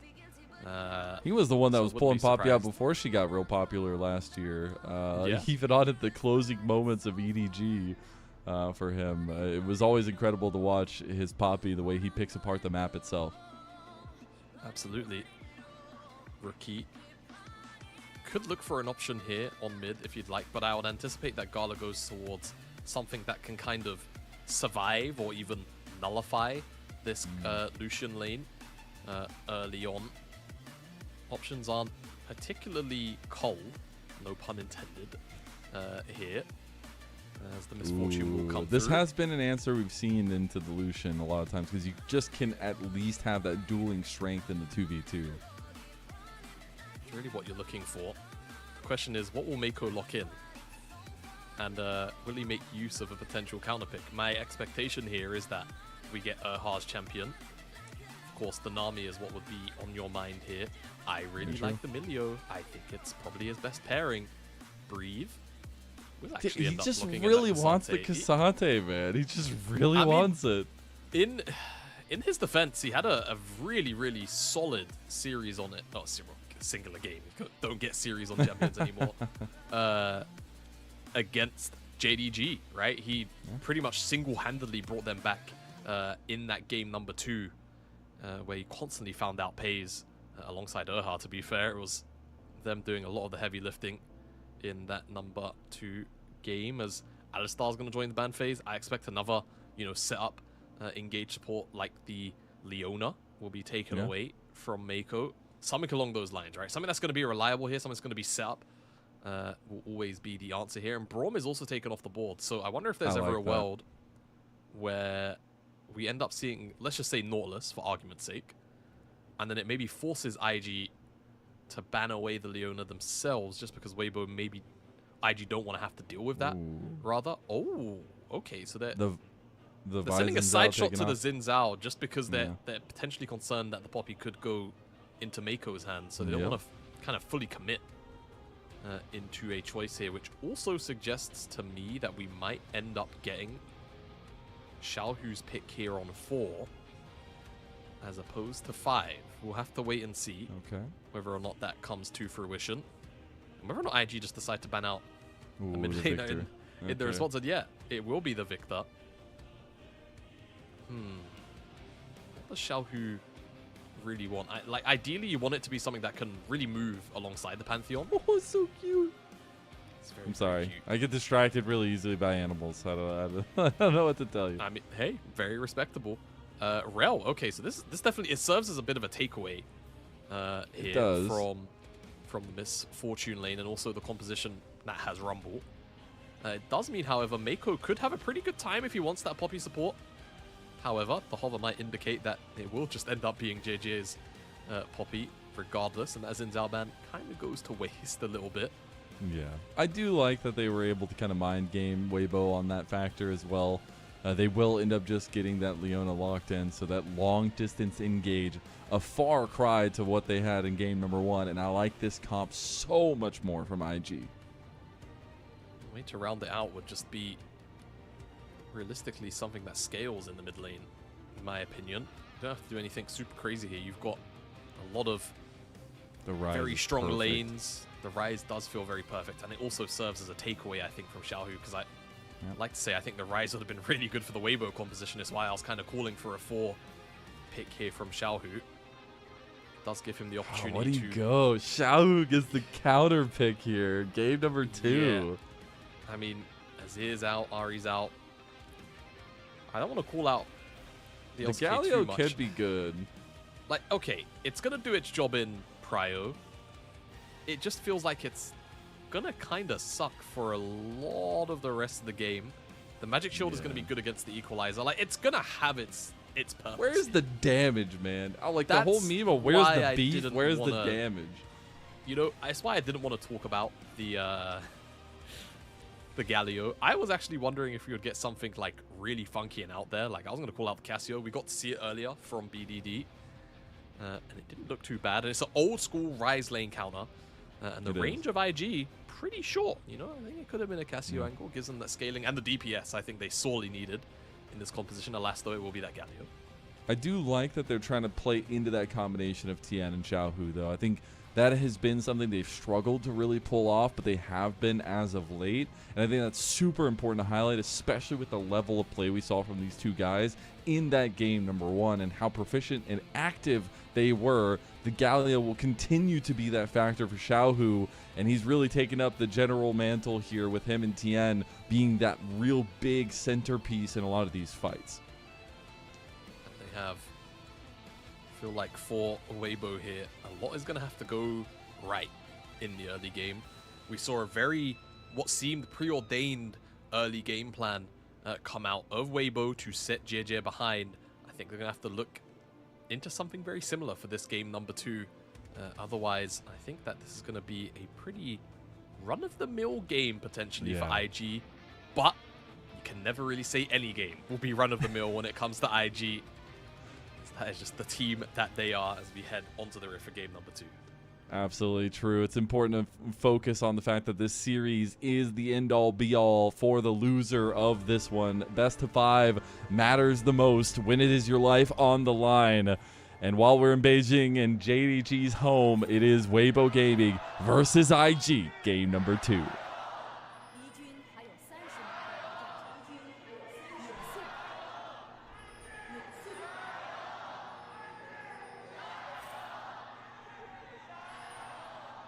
Much more in sync.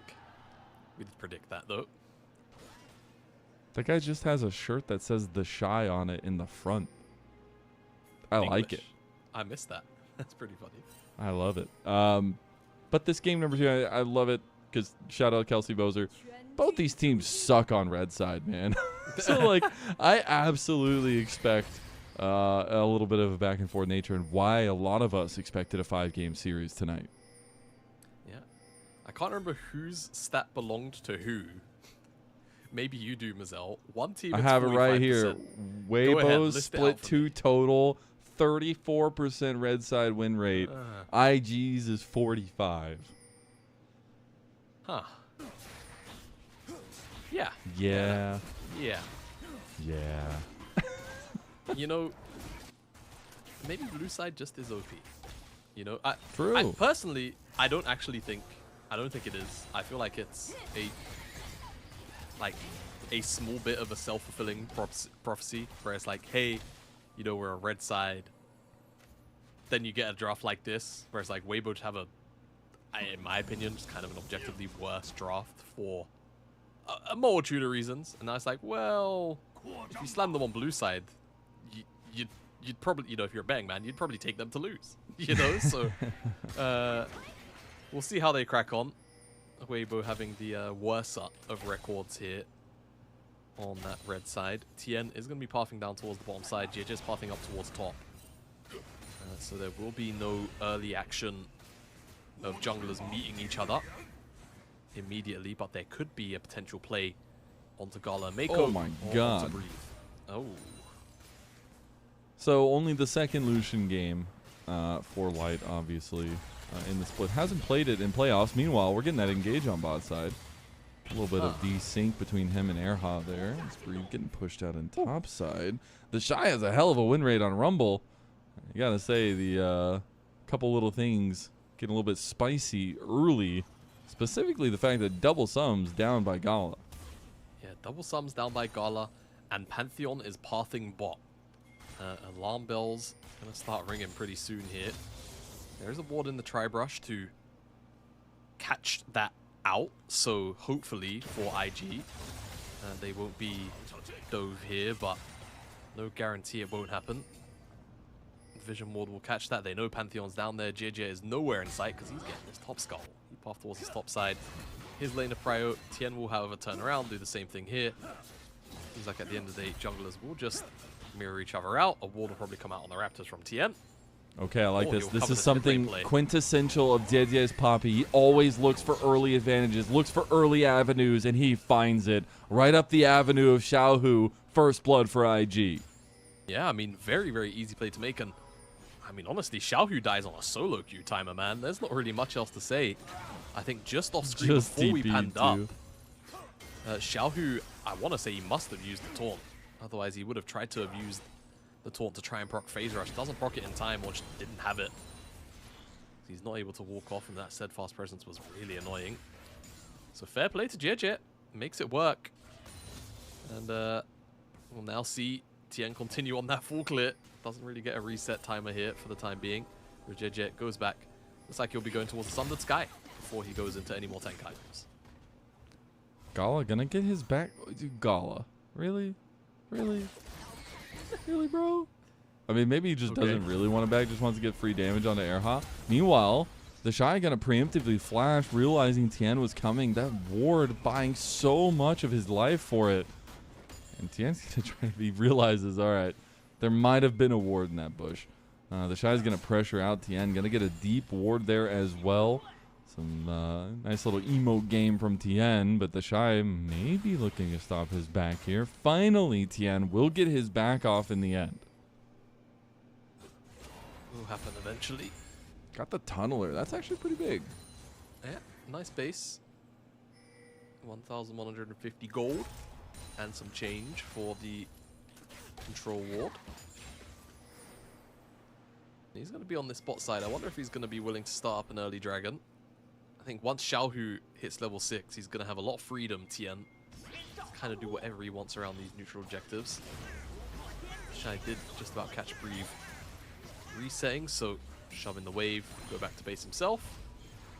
Breathe will miss out on a fair few minions there, about 3, maybe 4.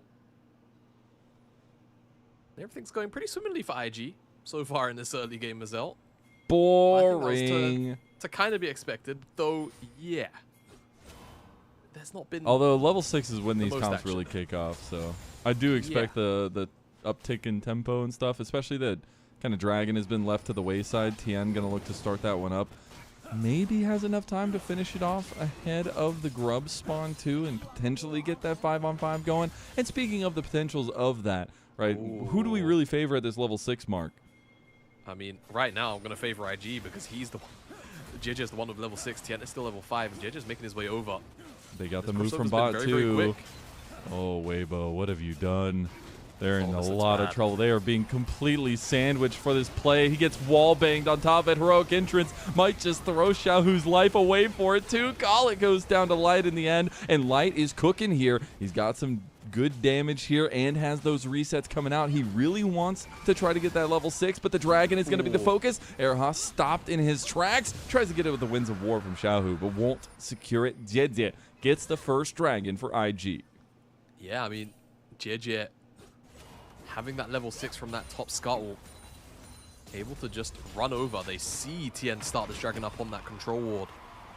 And still, Tien, despite knowing he's on vision, decides to commit to the play anyway, and everything turns up IG. Now give them their first dragon of the game. And unlike game number 1, where Tien got off to a flying start, he's going to be the one that's going to sit in this deficit in the early game. And I just really like the utility that JJ's Poppy brings to the table here. So many dashes, so many things that can just be stopped in their tracks by that steadfast presence. And he already has that little bit of an advantage over Tien. We'll see once these bot lanes hit level 6 how this grub fight comes out, because we are getting to that spawn now, Jamada. Yeah, there we are. 8 minutes cresting over. The Shy is up here. He's going to have ult in 25 seconds. TP will come through here from Breathe, so he's at the very least on this side of the map. But I mean, you would still favor IG. I mean, especially with the Galio ult being down for the time being, and the fact that Xiaohu's assigned to the bot lane right now anyway. IG should be able to secure this. Or at the very least, let Weibo walk in and then just contest after the fact. Maybe the mid prio is going to be the big kind of decision maker here for IG. One grub taken at least. Yeah, they at least got the one. See IG and the rest of the company come through, be able to take the rest of these here. At least it's not the full grubs going over. Though I will say they will get a mark on the feats of strength there and be one objective closer to getting that side of the feats of strength. Definitely one of the nicer changes in the recent patches. Going down to one set of grubs and then getting two counting towards that. I can't remember what the actual feat itself is called, but the objective feat is culling. Tickles Mako. Yeah. Erha finally hit level 6. It's a little bit worried for him there. A lot of damage coming down. Nothing else going to come of it here. And we could start thinking and theorizing. You know, we talked about the lead that IG have built for themselves here, about 1,000 gold up, some of the advantages they have and the scaling aspects of things. But I do see the kind of blueprint that Weibo bring to the table in these team fights. I see the avenue for them. I mean, so do I, but I think they really want to get stuff going soon.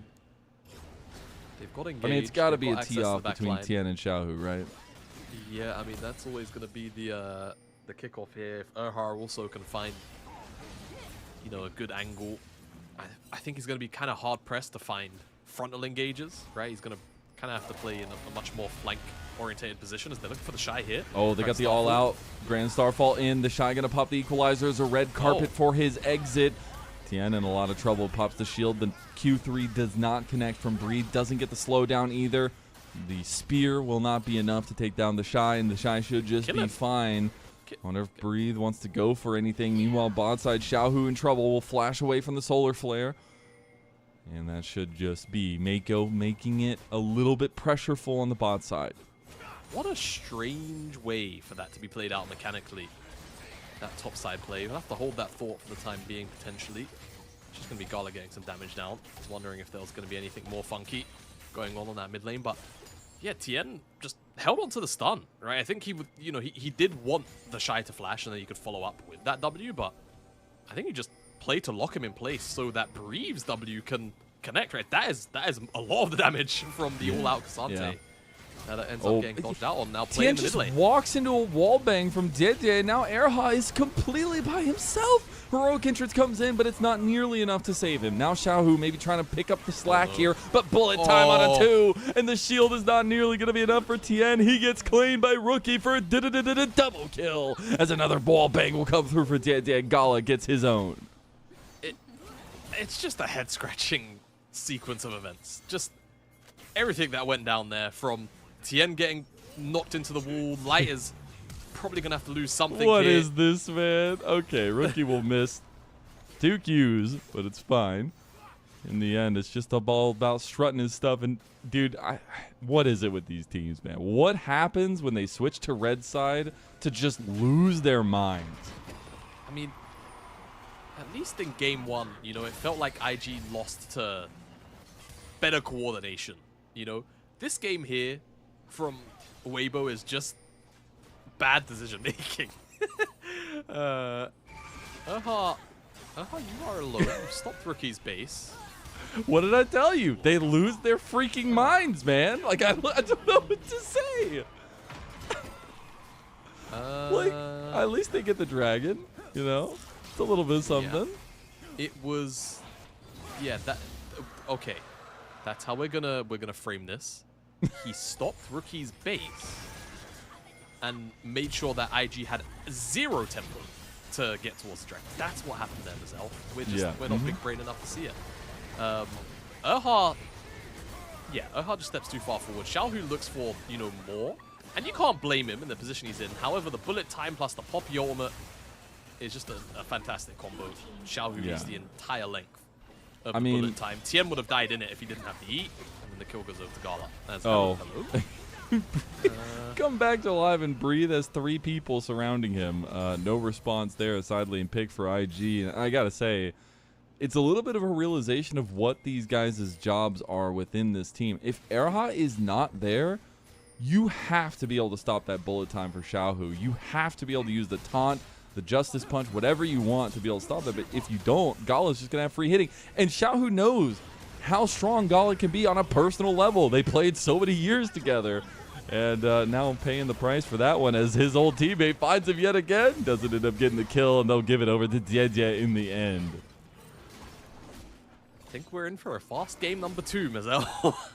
Dude, I don't know how long we're going to be... it's just part of the script. We just have to get to 5. Whatever managing way we get there, that's how we're going to get there. But game 5 is coming. Bullet time out. Solar Flare there. A decent amount of damage with that double up as well on Tien and Erha. Light still trying to weave in some of this damage, but he is really the only damage on the team. Yeah, he is. And it just goes back to draft, right? You wonder about what you could really go here as Xiaohu. Whether or not the Rise was actually just the correct call, you know? Go Rise on 4, accept the blind pick. Then, of course, you are worried about, I suppose, you know, Galio on the enemy team, but you probably kill him anyway, you know, eventually. But it would be so much presence to give over to a Poppy. It's a tough call to make, right? It feels like they picked their poison, and unfortunately the poison that they ended up with was just the stronger poison, I guess. Who really is taking the poison now? Is it us? Maybe. Oh, yet to be determined. There is the Rift Herald up. Still going to be big focus from IG on that side of the map. I mean, Rookie, of all people, is 4-0 on the Rise. We talked in the draft how important this pick would be as time goes on. Well, that time just got sped up. The old man is looking spry, and it's really nice to see that rebuttal from Rookie over Xiaohu in this game number 2 after he definitely got gapped in game number 1. Still actually take the poison. Yeah, we're collectively taking the poison here. As I speak about Rookie, I definitely cast or cursed him here, but maybe the magic will be there. And Jie right there to get the keeper's verdict right out. Xiaohu now wall banged into it, and Xiaohu took the bait completely, and Rookie will gun him down as the Q comes through. Rookie finds himself a 5th kill. It's comical, man. That's gonna be on the shorts. I have no doubt. Yeah. Oh yeah, that's LPL editor. We'll see you in a day's time, brother. Oh man. Do we even need to surmise that? No, but we could talk about Rookie some more. I'm down. As he's just gonna breathe. Okay. He's still there. Oh, hello. Massive flank. Okay. Solar Flare ends up connecting, trying to stop the rest of the attack, but they do get the shutdown onto Rookie. Okay, I've got an idea. Wait. Flash. No, he doesn't even need it. There it is. And he gets Mako. Weibo. They find a little bit of an answer. Still 3.7 thousand gold down, though. A bounty will go their way. Okay, I'm talking directly to the LPL shorts editor. I don't know if they're ever going to see this. But first play, whatever you want, right? Edit it to your heart's content. That second one, though, it's got to be RKO from out of nowhere from Erha. It's got to be. It can't be anything else. It was from literally the top rope off screen. Yeah. What a play from a Rookie, too. I got to say, that's good decision making. When you're down, you've got to find something to go. Look at this roam all the way from Erha coming down from mid lane. It all kicks off with this brutal play on the Xiaohu, though. Yeah, and it's just like Rookie, like he's able to walk out of the Galio. Yep. And like it's just so perfect. The taunt doesn't last long enough for JJ not to cast Steadfast Presence once Xiaohu's here. And then he flashes with the Spell Flux following him. It's just... it's so disgusting. It just feels horrible. We come out of the replay. IG are getting a dragon. They did secure Feats of Warfare. Frankly, I can't remember when, but they probably had it for a little while. And now ballooning to almost 4,000 gold up. with a very hefty scaling composition as well. I will say there are some benefits to time for Weibo. I mean, you do have those second items, especially for Breathe. And I got to say, Breathe can have a lot of say in this game. I mean, he's not the Cassante of old, but he's still damn Cassante. And IG going to try to snuff that out immediately. Yeah, he has 2 items. Very strong. Not cheap items either. Oh, IG, you've overextended. You've played your hand a little too fast. The keeper verdict going to be unstoppable out of by Breathe.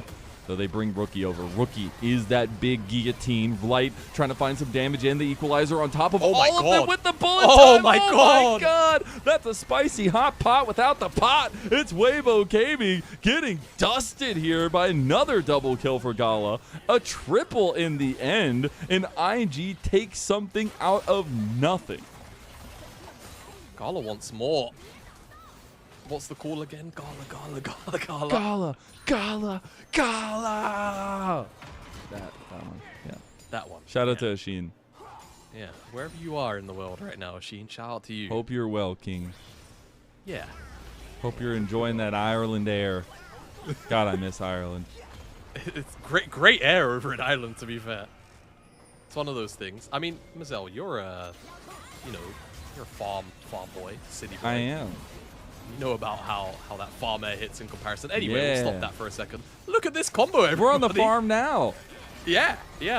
Except it's Weibo are the crops, and IG are the Dude, farmers. that combo, Look at this. man. It's so incredible. So Dude, the much fact damage. that Xiaohu has had multiple ultimates that just is him diving into hell itself is hilarious to me. I mean, he literally just dove into a bullet time equalizer combo on top of him. Like, I know there's no other way to enter that fight, but my God, the contrast from game number 1 to game number 2 in this mid lane matchup is massive. Really is. Night and day performance here. I mean, I gotta say, Javada, we talked about like kind of the lacking of success for Xiaohu in recent history, right? Like finishing second in finals, getting absolutely dusted by T1. Rookie is in a similar drought, my man. The man has not been in internationals in years, and we'll see them punish Tien in the end here. And off the back of Rookie finding a flank on Rise, gonna outside step Erha and show him the ropes here as the Rookie gets taken down by Rookie. And Xiaohu locked down now as well. IG are just playing with their food. Yeah, they are. The Shy did die in the background there to breathe, but it's realistically a consolation prize. They'll pick up this tier 2 in the mid lane. They've got the Atacon as well. Plans going smoothly. Not much else to write home about for the time being. Weibo, they really need a miracle at this point, but I don't know where it's ever going to come from. No one on the team comp deals damage, Mazel. That's kind of the bottom line here.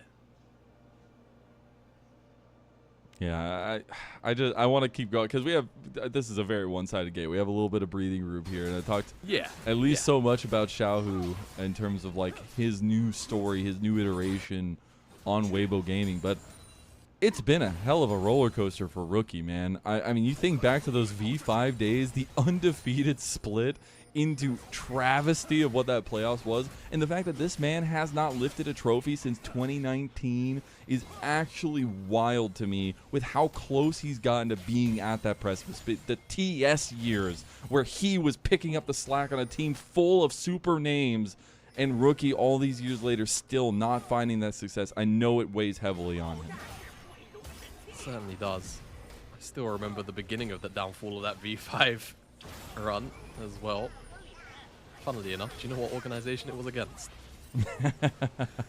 Gotta love it, man. Gotta love the storytelling.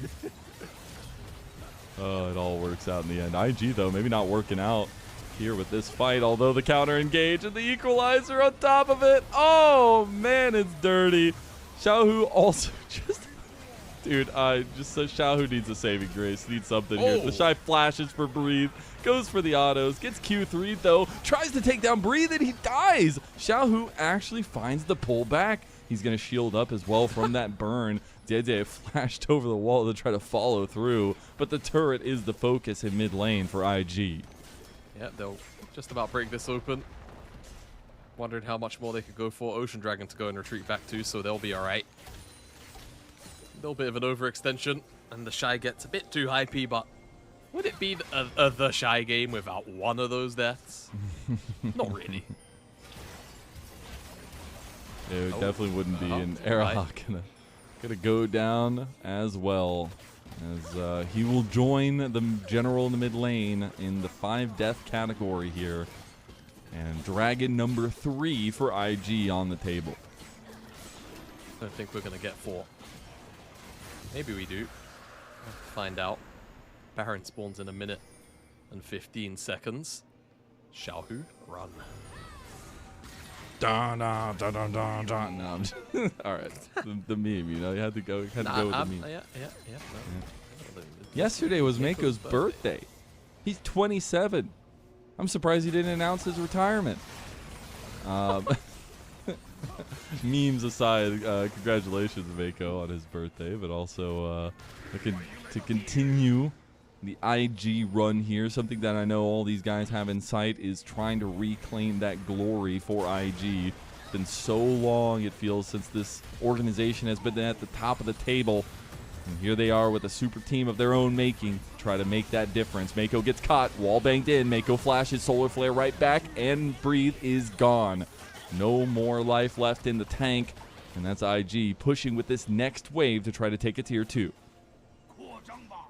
They are. Should secure this here. Wait. Oh, no. Yeah, just look away. Oh, goodbye. Oh, Era, look away too. As he gets absolutely picked, Tien gets the combo with Xiaohu. This is what we were talking about. Can be the saving grace for them. The Shy goes down, but it's traded immediately. And Rookie still not going down, finding more. Gets the shield pop as well and gives Gala the kill over onto Tien. That's a full-on total ace. Not clean, but dominant. Very dominant indeed. I mean, this game's kind of over, man. It's been over for a while. I'm just hoping, at this point, 10k gold deficit, no shenanigans. But it's not giving shenanigans this game, you know. It's not giving IG stomp. Yeah, it's giving stomp. Yeah. Good way to bounce back for IG though, especially after game 1 and how it played out. We do effectively turn this into a best of 3. True. Assuming, of course, I mean, IG this is what we expected. Do the thing, and yeah, it is what we expected. Oha just gets obliterated. Xiaohu has to help his jungler. He didn't ult into a bullet time equalizer this time, and honestly, that's character growth. Character growth. I'm trying to make the best out of a 10k deficit. Come on, you know. I know. Tien is trying to make the best. Look at Erha. He's just like, nobody come over here, please. I'm not here. I promise. Don't look in the bush, please. I'm in a cardboard box. There's a new game coming out, actually. Oh, hello. It stops him in his tracks. Wall bangs him. The bullet time comes over. Hey, counter. Okay. Did not there with his team, but they end up cleaning house anyways. Xiaohu and Breathe leave, and that leaves space for Light to get taken out by IG. Oh, for God's sake. All right, well. Dude, our GOAT's 10-1 and 11. Dude, Rookie is showing out this game, especially after that last game when Xiaohu just got the better of him in every way, shape, or form. Like, that feels good.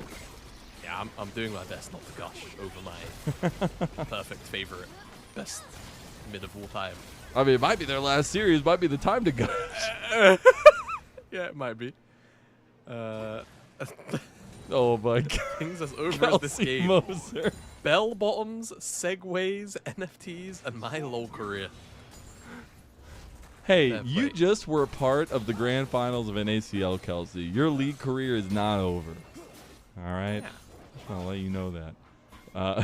Big shout out to Kelsey Moser behind the scenes, keeping everything fun in what is a 14,000 gold lead now. 20k? 20k? We might get up to 20k at this point. I hope the game doesn't last that long, but we're going to find out real soon. I hope it doesn't too, but like low key though. You know, like what if IG just don't end the game after like this next fight? for whatever reason. Let them I'm get to open to 5 it. items, and we just team fight it out. Unfortunately, I do not think that is in the cards here. I think IG, you want to go ahead and get over into game number 3 and start this run for themselves. You got to remember, things are going to get hot and heavy once we get through to these later games with all the bans that'll be coming through. And IG just crossing their T's, dotting their I's here in their name to get this game number 2 underway. Try to get that 1-to-1 score streak going. Grand Starfall in, immediately stopped by everything IG throws at them. Keeper's Verdict goes a little bit wide, but it does not matter in the end. The GA gets popped, but that is all that gets popped on the side of IG. Speaking of, on the other side, there's pop, 5 dead, and IG even up the series. Head to a best of 3.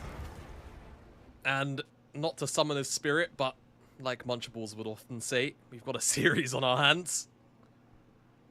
On our right hands. here. Shout out to On our Munch.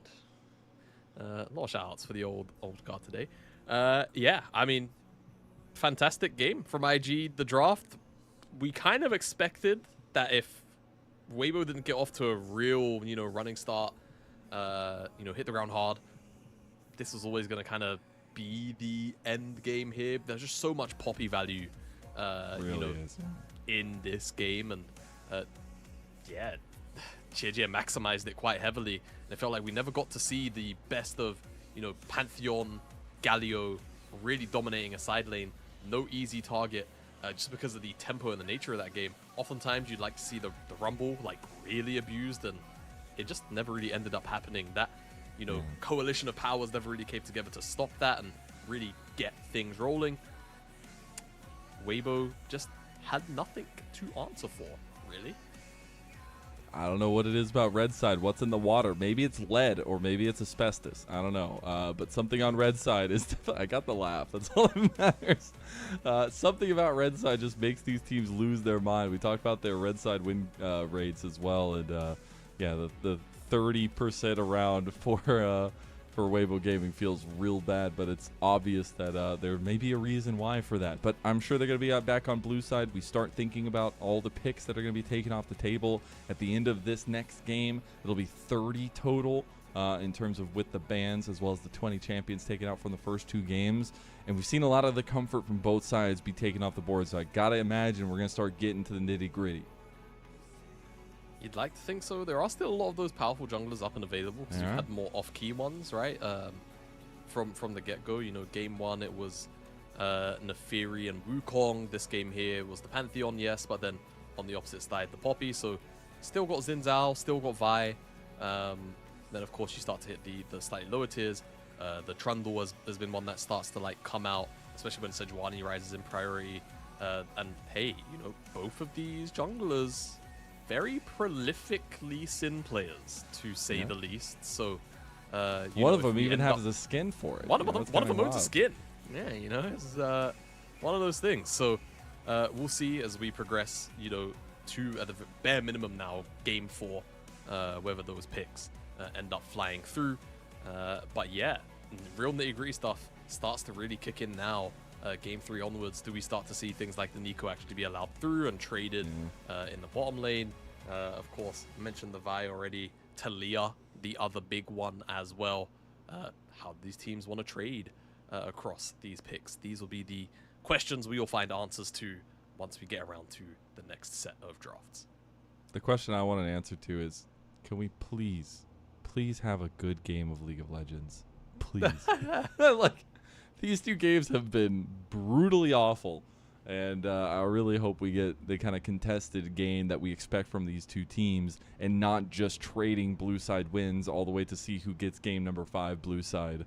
But really strong performance from Rookie and Gala. I think this combination, but with Didier's undercurrent of just constant activity, was really impressive to see. And we got to see the decision-making, that cohesion that we didn't see in game number 1 from IG. And I can safely say they have woken up into the series. That they have very swift fashion at that too.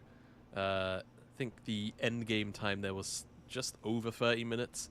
Frankly, it could have been done 5 sooner. But dotting I's, crossing T's, that kind of good stuff. Once this play happened, I mean, the game was man, pretty this much play. over, but this just felt like the real... Oh my god. Oh, you observer cam, you are dirty for that one. That one is already teed up in the shorts. They are already editing it right now. That shot was cool. That might be one of the coolest observer shots I think I've ever seen. Yeah. Ever. It's like one side is out, one side is in. I kind of want to sneeze, but it's doing the thing. Okay, I was wondering what that face was. I'm sorry. I believe in you. I've got allergies. You know, hay fever's doing its thing here to me. It is what it is. Cool observer shot. Speaking of shot, felt like that's what happened to Weibo this game. Yeah, it felt real. They miserable. didn't have a shot, right? Yeah. Yeah, they didn't have a shot. Yeah. Hard game, and I think they can only really blame themselves via the draft too, right? Could have just taken Rise on 4. Pack it up, observer 1 MVP. Yeah, they just didn't have damage. Like that's literally what we that said was from the main very thing. beginning. And it just came to fruition, right? The only person who could have really dealt some damage was the Lucian, but he wasn't paired up with an Enchanter, right? It wasn't a Nami, it wasn't, or a Milio, which again, I think Milio's really broken. I think we need to start seeing if you're going to play Lucian, like play with Milio. I promise it's probably the best pairing. Doesn't come through, and just lacking the damage cut through the front line in this one. And Gala, how many times does it feel like Gala just got a really good bullet time for value? You know, whether it's actual kills or just outright damage, doesn't really matter. Just ending the game. And I gotta say, it was really nice also to see a pivotal performance from Diede on his Poppy. Not going to be available any longer, but they were even able to play with that in the draft and force that Xin Zhao ban as well from the other side of things. So I'm really interested in what we get for game number 3, especially because I think it's been a little bit back and forth. It's been very reserved from both teams, but then the leads have kind of just exploded from both sides. So really hoping we get that contested game number 3. But now we got to start thinking about MVPs for this game number 2. And I mean, I think it has to be none other than Rookie, man. I think you could talk a lot about Gala. You could say some things about JJ for sure, but Rookie had a vintage Rookie performance. Yeah. Rookie will get it. Speak your truth, bro. Get it. Ooh, JJ should get it. Okay. JJ should get it. He should be the one that should get MVP. He's the one that had like the actual like impact, but Rookie will get it. Yeah, he will. You just know, right? At the end of the day. I mean, come on. When you outplay that top lane play like he did, like, man, he is just breaking ankles. The reason why Rookie was able to get this performance off was because of JJ. I don't make the rules. I'm just breaking it down and giving it to you straight. Just give the knowledge, man. Yeah, absolutely. Just like you gave us your really accurate take on Weibo Gaming at the beginning of the day. You're just here to speak your truth. Yeah, you know that was coming back to bite you. As we're gonna send it off to break for game number 3. We'll see you on the other side.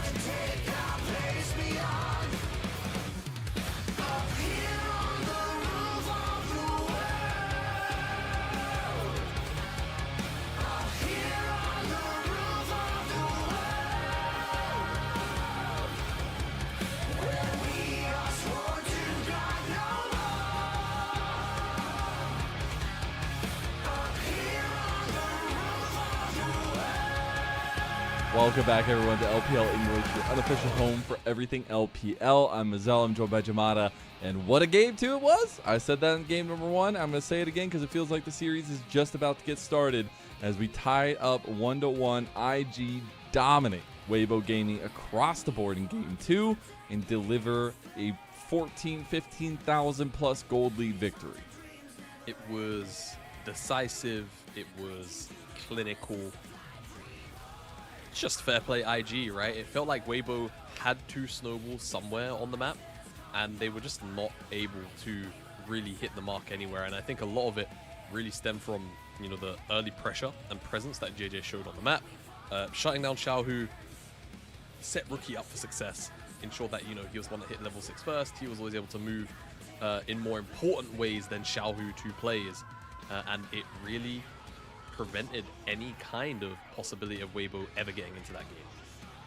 Yeah, and a couple big bait plays. I'm just going to say Xiaohu took the bait. The old man was not on his P's and Q's. A couple heroic entrances that led to his demise, and I think a very contrasted mid lane performance between game 1 and game 2 between our two stoic mid laners in Rookie and Xiaohu.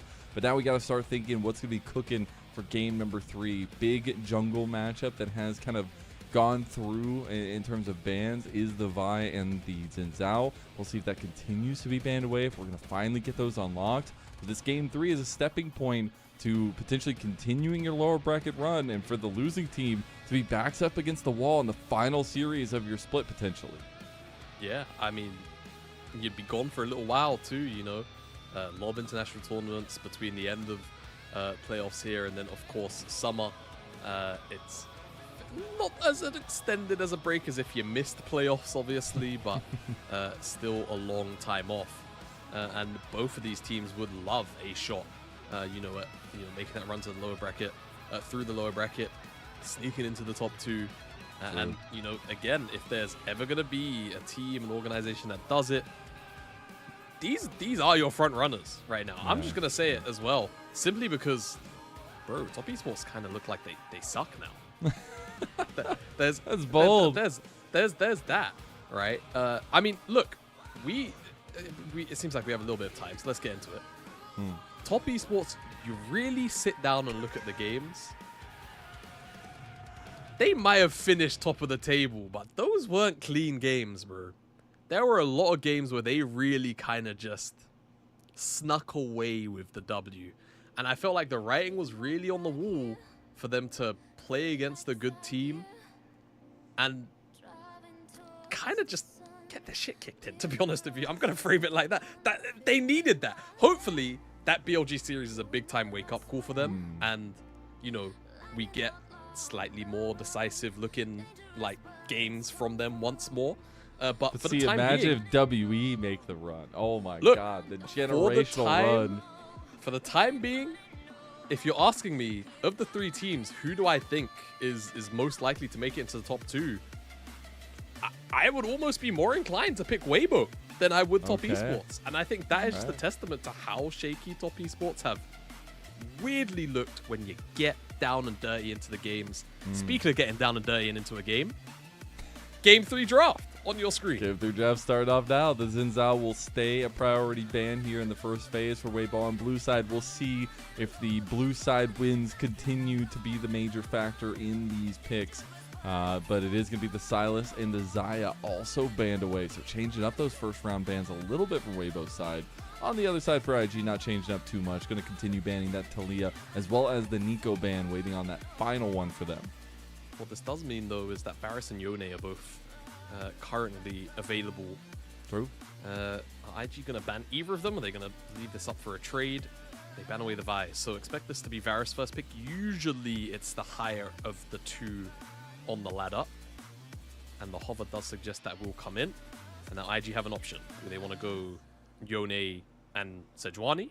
Or do they want to slam something kind of in a different direction? Leave the Sej there, kind of force Tien onto it, and then maybe you get a slightly better or more positive jungle matchup because of it. I think those are the two most likely pathings here for the draft as the timer's ticking. Alistar. Surely it's a hover. We're not doing it blind. We are doing locked it blind. in. Okay. Now, one of Mako's big champs so far this split. I was going to say, it's certainly one of the champions that Mako is pretty damn proficient at. It does mean that the possibility, obviously, of Yone plus Sej drops drastically. They don't have to lock in an AD here because, obviously, they see that Varus has been locked in. They can, of course, just do it anyway, but then you risk potentially playing into Yone Sejuani as well. I mean, the Shy is going to go towards this Uric. Breathe. I mean, options still are plenty as far as the Uric matchup's concerned. Jax is the first one that springs to mind. You can obviously go Sion. Cho'Gath is also another that we see come through quite frequently. But I think this also gives them breathing room later on where you just don't have to deal with the Sion as well. And it works into the Yorick if you can get the better of the matchup itself. But I really like some of this setup for a game number 3 as well. The Rakan going to be the answer for Erhat in the bot side into Alistar for Mako. Mako's most played champion of his prolific career. Yeah, I mean, it really is. Erhat had a fantastic showing on this pick against JDG. He was able to make Paze's life pretty damn miserable. We'll see if he can replicate that against Gala here. He's looking on to a little bit more of a setup champ via the Jhin. Can, of course, go toe-to-toe in priority in the laning phase. And typically, when you talk about Varus and Jhin and priority in lane, you would then defer to the supports. But I think Rakan and Alistar might be some of the least priority getting supports in the game at level 1. As far as the pro play pool is concerned. So it really is going to be a little bit of a battle to hit level 2 first. There's the Yone banaway. So saying to me that IG not really wanting to play with that at all. And of course, the Weibo, it would fit very, very perfectly into their composition. Additional layer of dive with that Rakan. They've already got the front line. Where will Weibo go? Really, in response is the question. Is it just going to be like mage bans towards rookie? Dive bans. Okay, Akali. There's not really another diver off the top of my head that is typically played here, so I guess there is an angle for maybe something akin to a Victor ban. I think Victor would be pretty frustrating to play against here as Weibo. Either that or Annie. I feel like Annie can also be really frustrating. Annie could also be pretty jarring. I actually think because they have Jhin, it might be the better of the two calls here.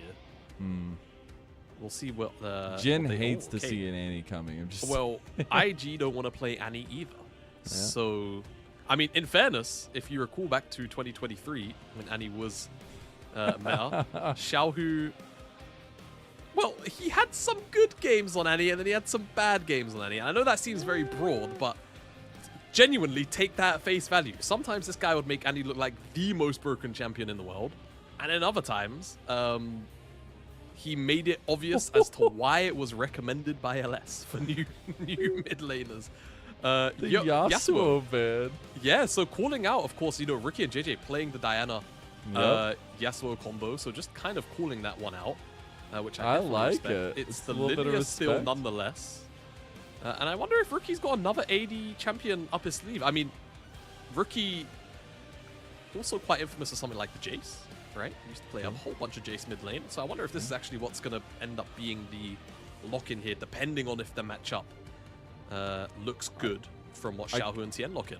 Yeah. I gotta say, I think we finally got both teams on the same page that we're playing a best of 5 that means the most for your split. Because both teams are finally coming out with actually good drafts at the same time. Not just one team having a good draft like in last game. I do like the Corki here, give it a little bit of damage profile to that mid lane for Xiaohu. But I will say you really need a lot of setup potential, and I guess they're going to go with the Zyra for Tien to be that lock-in factor. Okay. Tien Zyra. It's a throwback, one, man. Yeah, I haven't seen this one too much this year, but obviously down the tier list. Where does Rookie go? I mean, if there was ever a time for a Jace, feels like this isn't too bad. rookie Orianna. It's vintage. It works. It's very good. Yeah, the last time we got to see it as well. It is going to be the lock-in of the Orianna. So our teams are set. A little bit of a throwback for Tien on the Zyra, but he knows that they needed some big engaged spacing setup for their team, and the damage is no slouch on the Zyra. On the other side, though, the proactivity that JJ can have on this Lilia and the combinations they can have with Rookie, that's going to be the big shining light for them, pun intended. Yeah. Good pun. Good, great pun. To talk not about light, yes.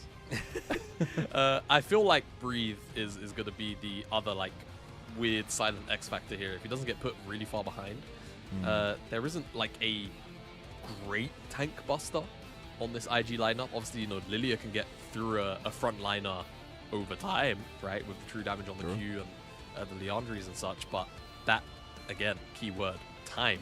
It takes a fair bit to get through a big meaty health bar like Sion's. So we'll see whether or not that comes to fruition. Otherwise, the rest of the composition, very, very squishy, very vulnerable to a shockwave, very vulnerable to Lilia as well. And I'm particularly curious about how JJ plays this. Anyone who's watched the LPL for multiple years since at least I've been around, you'll know I'm very critical of Lilia players and how they often fulfill and find their role in this game with the general lack of engage. I'd love to just see Ionian boots rush, get a Zhonya's ASAP.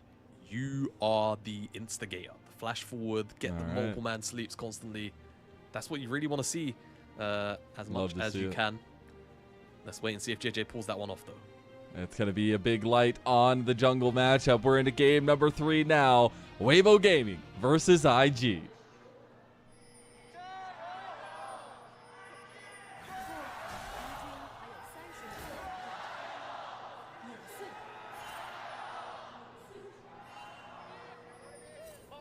And I love that for this best of 3, the crowd has really gotten in sync.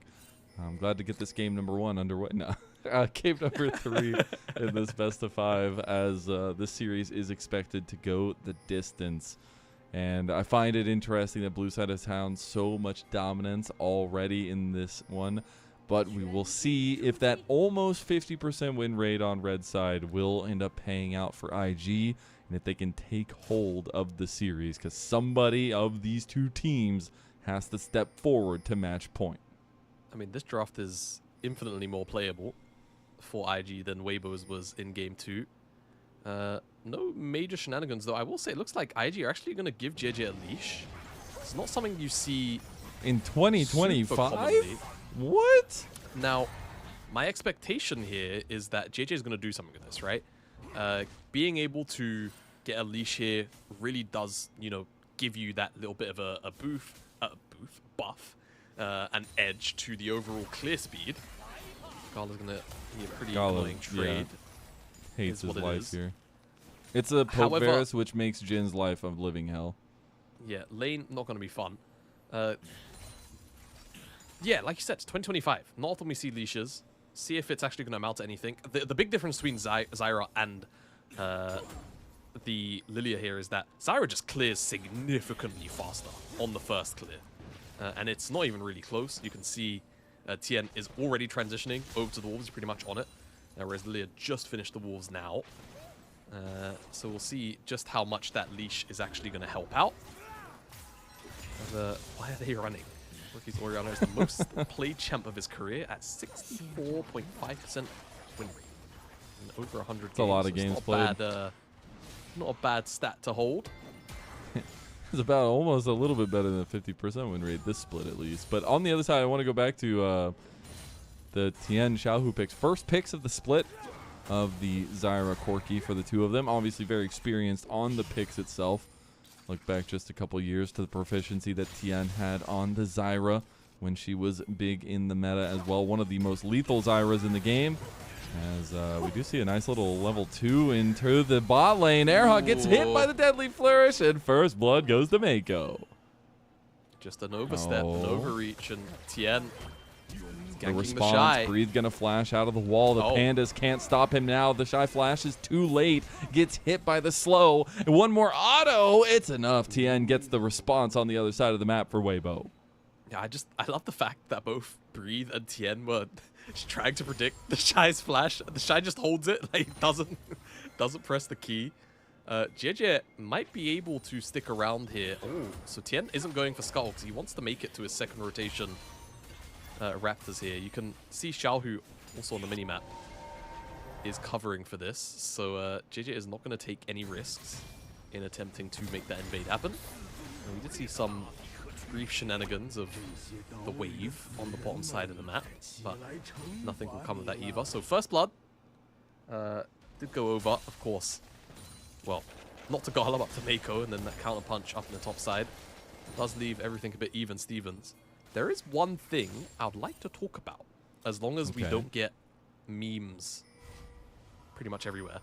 It's Erha's Keystone choice of Unsealed Spellbook, because I've been seeing it a lot more lately. Yeah, so this was recently buffed. I want to say it was this patch. It might have been 2510. I'm growing old, Mazel. My memory fails me much more consistently. We can't read.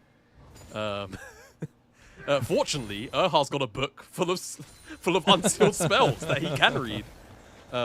It's a picture book. He doesn't need to read. No. Yeah, exactly. This Keystone is really, really powerful, depending on what kind of usage you get out of it. Especially if you're kind of burning spells on cooldown. The eventual...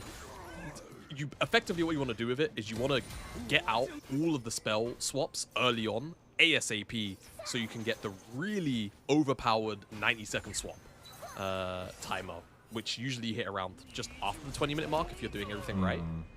We'll see if Erha does that and how much value you can get out of those additional extra combat spells that you can have after 6 minutes. Because, frankly, again, having a Keystone a lot more, or having some of the spells much more than you should, pretty OP, as Light's going to have to burn the cleanse there in that trade. That's big.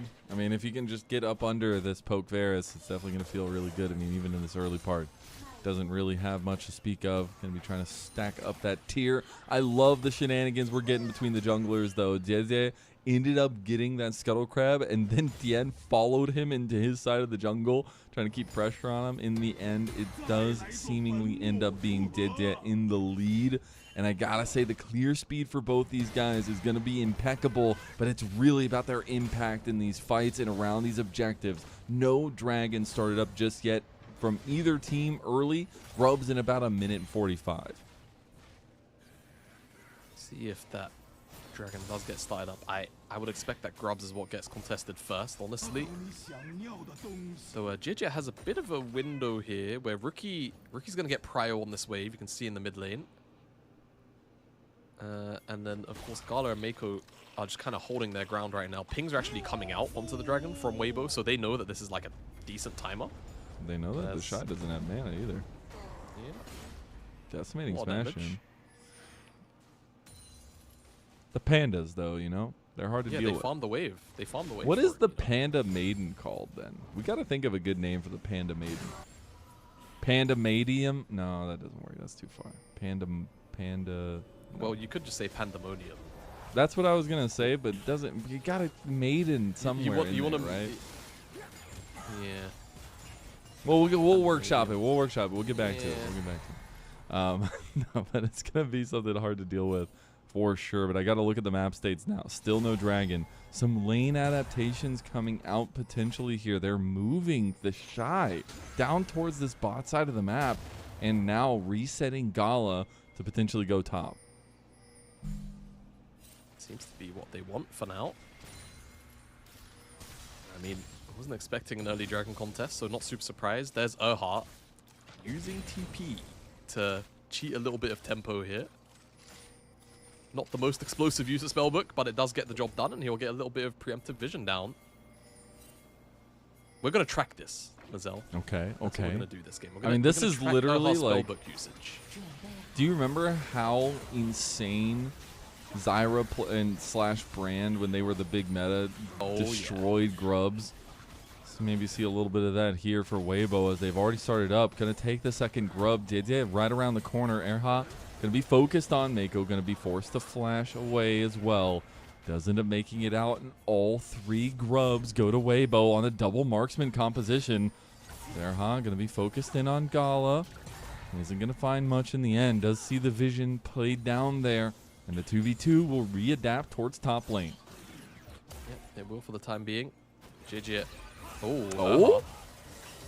That was a little bit bold. I mean, he realizes they have level 6 over Mako, and Mako just loses 3/4 of his health almost instantaneously, and Erha picks up the kill. The supports picking up all the gold. Yeah, yoink. My gold. Hey, man, he's got spellbook. Let him cook, okay? Tien, he's not going to be able to catch the wave there. I think if he caught it, if he was able to hold it, they might have just straight up dove him if this wave here crashed, but don't want to waste the time. Rather, tempo. Have to make it down here instead. But they'll find that dragon will be long gone. IG should be able to secure this without any contest, really. A little bit of setup on bot side, but that dragon going to be a nice little early stacking. I guess not early, technically. 4.5 minutes late, but still going to be something for IG to hold on to. And on the red side, you love to see it. The Maiden's going to go down. No! What will the Shy do? He is maidenless. And he just gave over 50 gold to breathe. There's a little bit of a setup play from Weibo. Maybe trying to catch somebody in transition here. Are going to be spotted out walking into the pixel brush. There's Weibo centering around the Shy on this bottom side of the map. Seeing if they can eye an angle. They want Brief to probably just get this wave in and then get a base. So the Shy isn't going to give it to him easy. He's still just fighting. He's angry that he lost his maiden, you know? I'd be angry too. Does end up taking his anger out on Breathe. Oh no. And he will stop the back in the end. A little bit of rainbow off the back of it. No Happy maiden, Pride no Month. Cry, Shy. Yeah, true. No maiden, no cry. So fitting. Man, you know, we could probably come up with a whole album of LPL songs. Not gonna lie. True. Honestly, that should be what we commit all of our resources. The Shy. The Shy. Missed the cannon, bro. I know you ain't gotten your maiden. It doesn't mean you gotta stop caring about yourself, man. He's just gonna die. No way. No, okay, he's in a fine. lot of trouble. Brief is out of mana, but They're both out of mana. They're just gonna run at each other and get these grass stacks going. This is the noodle fight of all noodle fights. Ah, man. Never change. He's not even... Bro! He realizes he can't back there. Oh my god. Yeah, no, don't ruin the party. Now the question is... Okay, now here's the problem. No. Breathe has shoved the wave. This all has to be Tien's damage now, because Breathe is just a walking... I mean, he could just sacrifice his life, right? He's going to tank up. Okay. Okay, well, there you go. And he's out of the turret shot. Oh, man. That's going to hurt. That's a massive wave on the bot side and a lot of damage done by Tien. You can see why the Zyra, maybe a sneaky pick for Tien. Of Shockwave, that's a layup if I've ever seen one in League of Legends. And Erha goes down to JJ. See, the cleanse almost got him out of that situation. But unfortunately, he took too much damage. So, died. Spellbook usage good. And now... Oh! Yeah, Xiaohu's just completely cooked under turret. He goes into the sleepy time. And Rookie will get the kill. I got to give a shout out to Mako and Rookie, man. They are playing ball out here. The headbutt into the Shockwave combo. You love to see it. That felt bad for Xiaohu, though, man. Like it did, yeah. The flash and Valkyrie. He flashed over that, man. That sucks. Anyway, the Shy is no longer maidenless. I have maiden. He's got his panda maiden. Yeah, panda maiden. Yeah. Though I know they're pandas. Oh, Reeve celebrate his 6th LPL anniversary. They're pandas that meow, which I find absolutely hilarious. Yeah, that's pretty awesome. Shout out to Kelsey Moser for giving us all the awesome behind-the-scenes stuff. But Breathe, definitely a long-tenured, little bit of a rocky road, and also somebody that you know, knows Xiaohu pretty well. There's a couple relationships in this one across the table here. But still, speaking of the game state right now, it is Weibo Gaming surrounding Rookie on bot side. A pretty dead even game, 13.5 minutes in. It does feel like Rookie is going to be able to pressure the rest of them out. Tries to get the shockwave. Doesn't end up getting. Tian takes a ton of damage for it. He got his flash. That's what he got. He did? Just out of vision because of the way the observer toggle was for us. As, yeah, every time we look up here, they're just battling it out. Doing their thing, trading grass stacks. I think one of the most satisfying things about this matchup for Breathe probably just has to be, like, the additional value that he gets from his passive. Then, of course, just, like, having overgrowth as a rune. You just get so much free stats. It's 14 minutes in, he's got 3,000 out. Yeah, I mean, if you really think about it, he's got 759 stacks on the passive right now. That is pretty much 2 Giants belts worth of health. 2,000 and free gold at 14 minutes. I think the hardest thing about it all is, like, you're wondering where the sustained damage is on the other side for IG. Like, if I don't see a rush of a Lord Doms, Gala is going to be completely useless into those frontliners. You're going to really have to get onto the squishy members, which there are a lot of on the side of Weibo. But I'm just imagining Breeze standing in the face of Gala, being untouched. You're going to have to rely on the Shy. You're going to have to rely on Rookie and Dede to really have that sustained damage if they can find it. Honda Breathe in this front line. And now we do have those first item spikes coming across. The Yumu's completed for Light, and the first collector there for Gala. It's going to be close for the mid laners to get those first spikes too. Yeah, Triforce is going to be coming in. It's a little bit late with the stop off for the tier.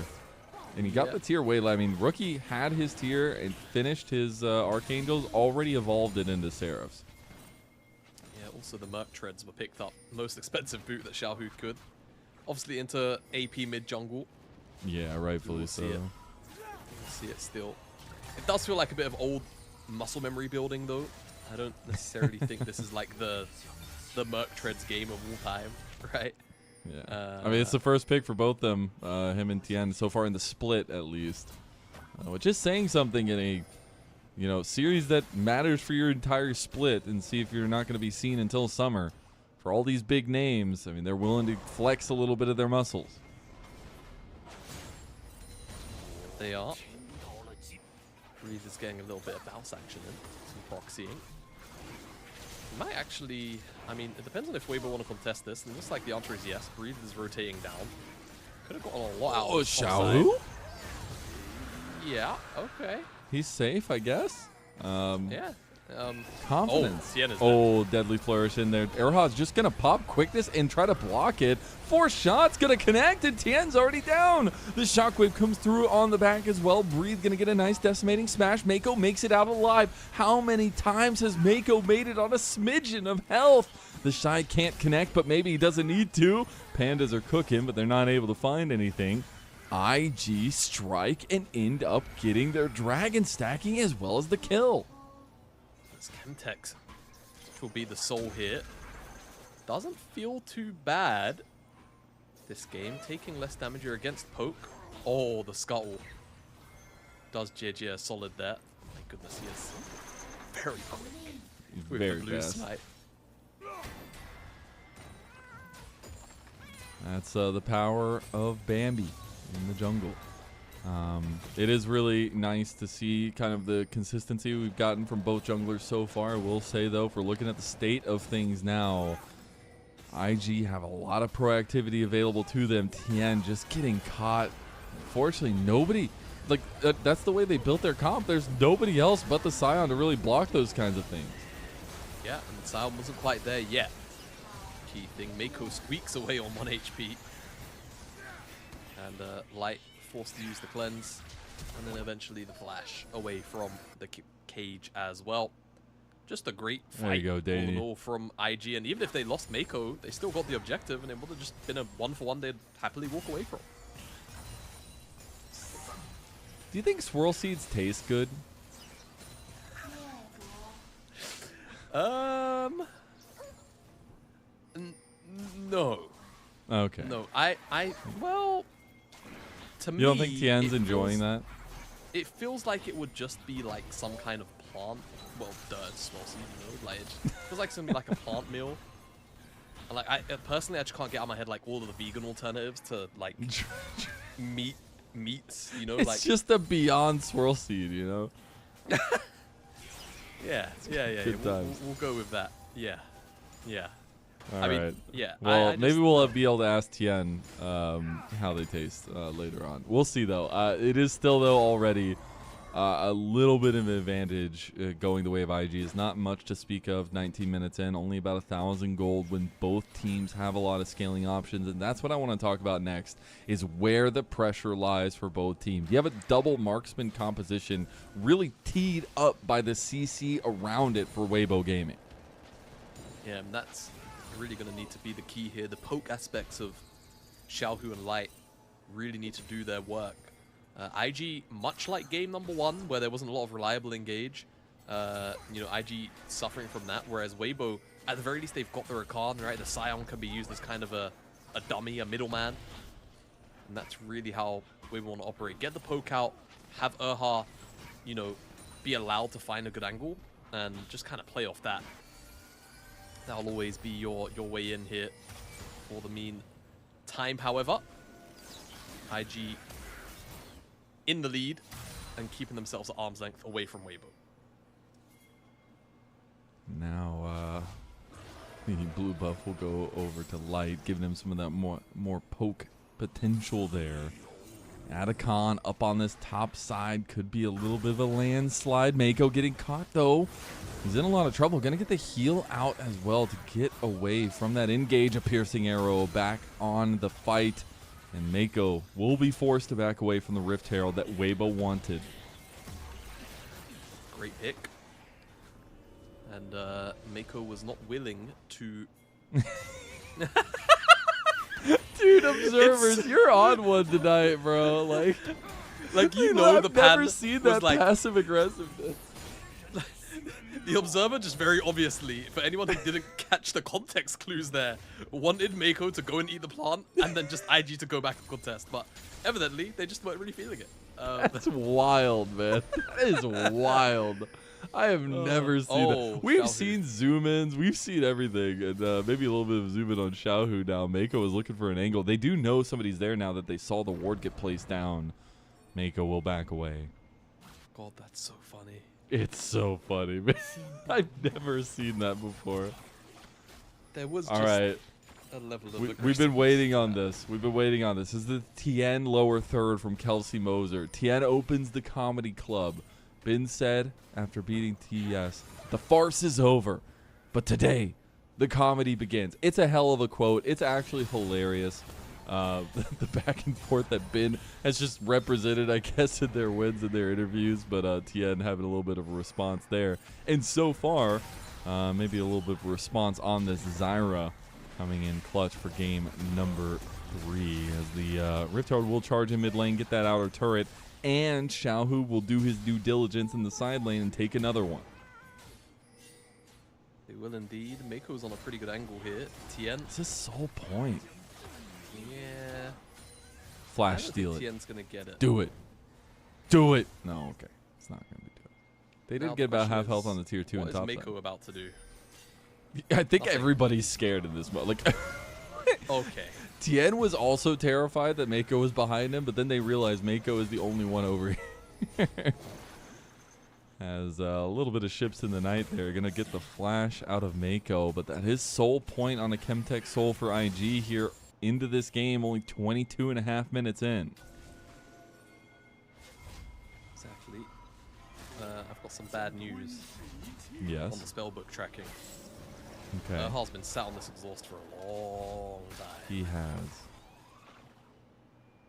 Again, for anyone who's unfamiliar with the changes, the basic summary of what you want to do with it is just use some of the spells ASAP, and then you get the really OP swaps.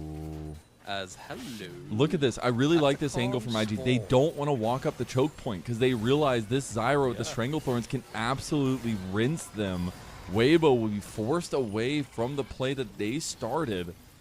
Will not be able to take the Atacon, maybe leashed for IG, who feel confident at this position. They have a lot of space to play with in this setup. There's no real choke point for Tien to get that Stranglethorn. We'll see if he can get his vines under tow, though. Atacon's going to reset. It goes down to Erha with the smite. That Spellbook coming out clutch now. Tien goes down on the back of it. They already got the permanent buff, but they're going to lose bodies left and right and center. Breathe about to go down, and there's the curtain call. Light tried to back. That was greedy as hell. 4 shots not going to go through, and JJ's in some trouble too. Erha a little bit low. The Maiden's coming around, and now this is just fish in a barrel as everybody's falling. That's going to be Gala picking up multiple kills, and Xiaohu knows what's coming next. His old ADC, 4th shot to the dome, and Xiaohu is gone. Weibo are aced.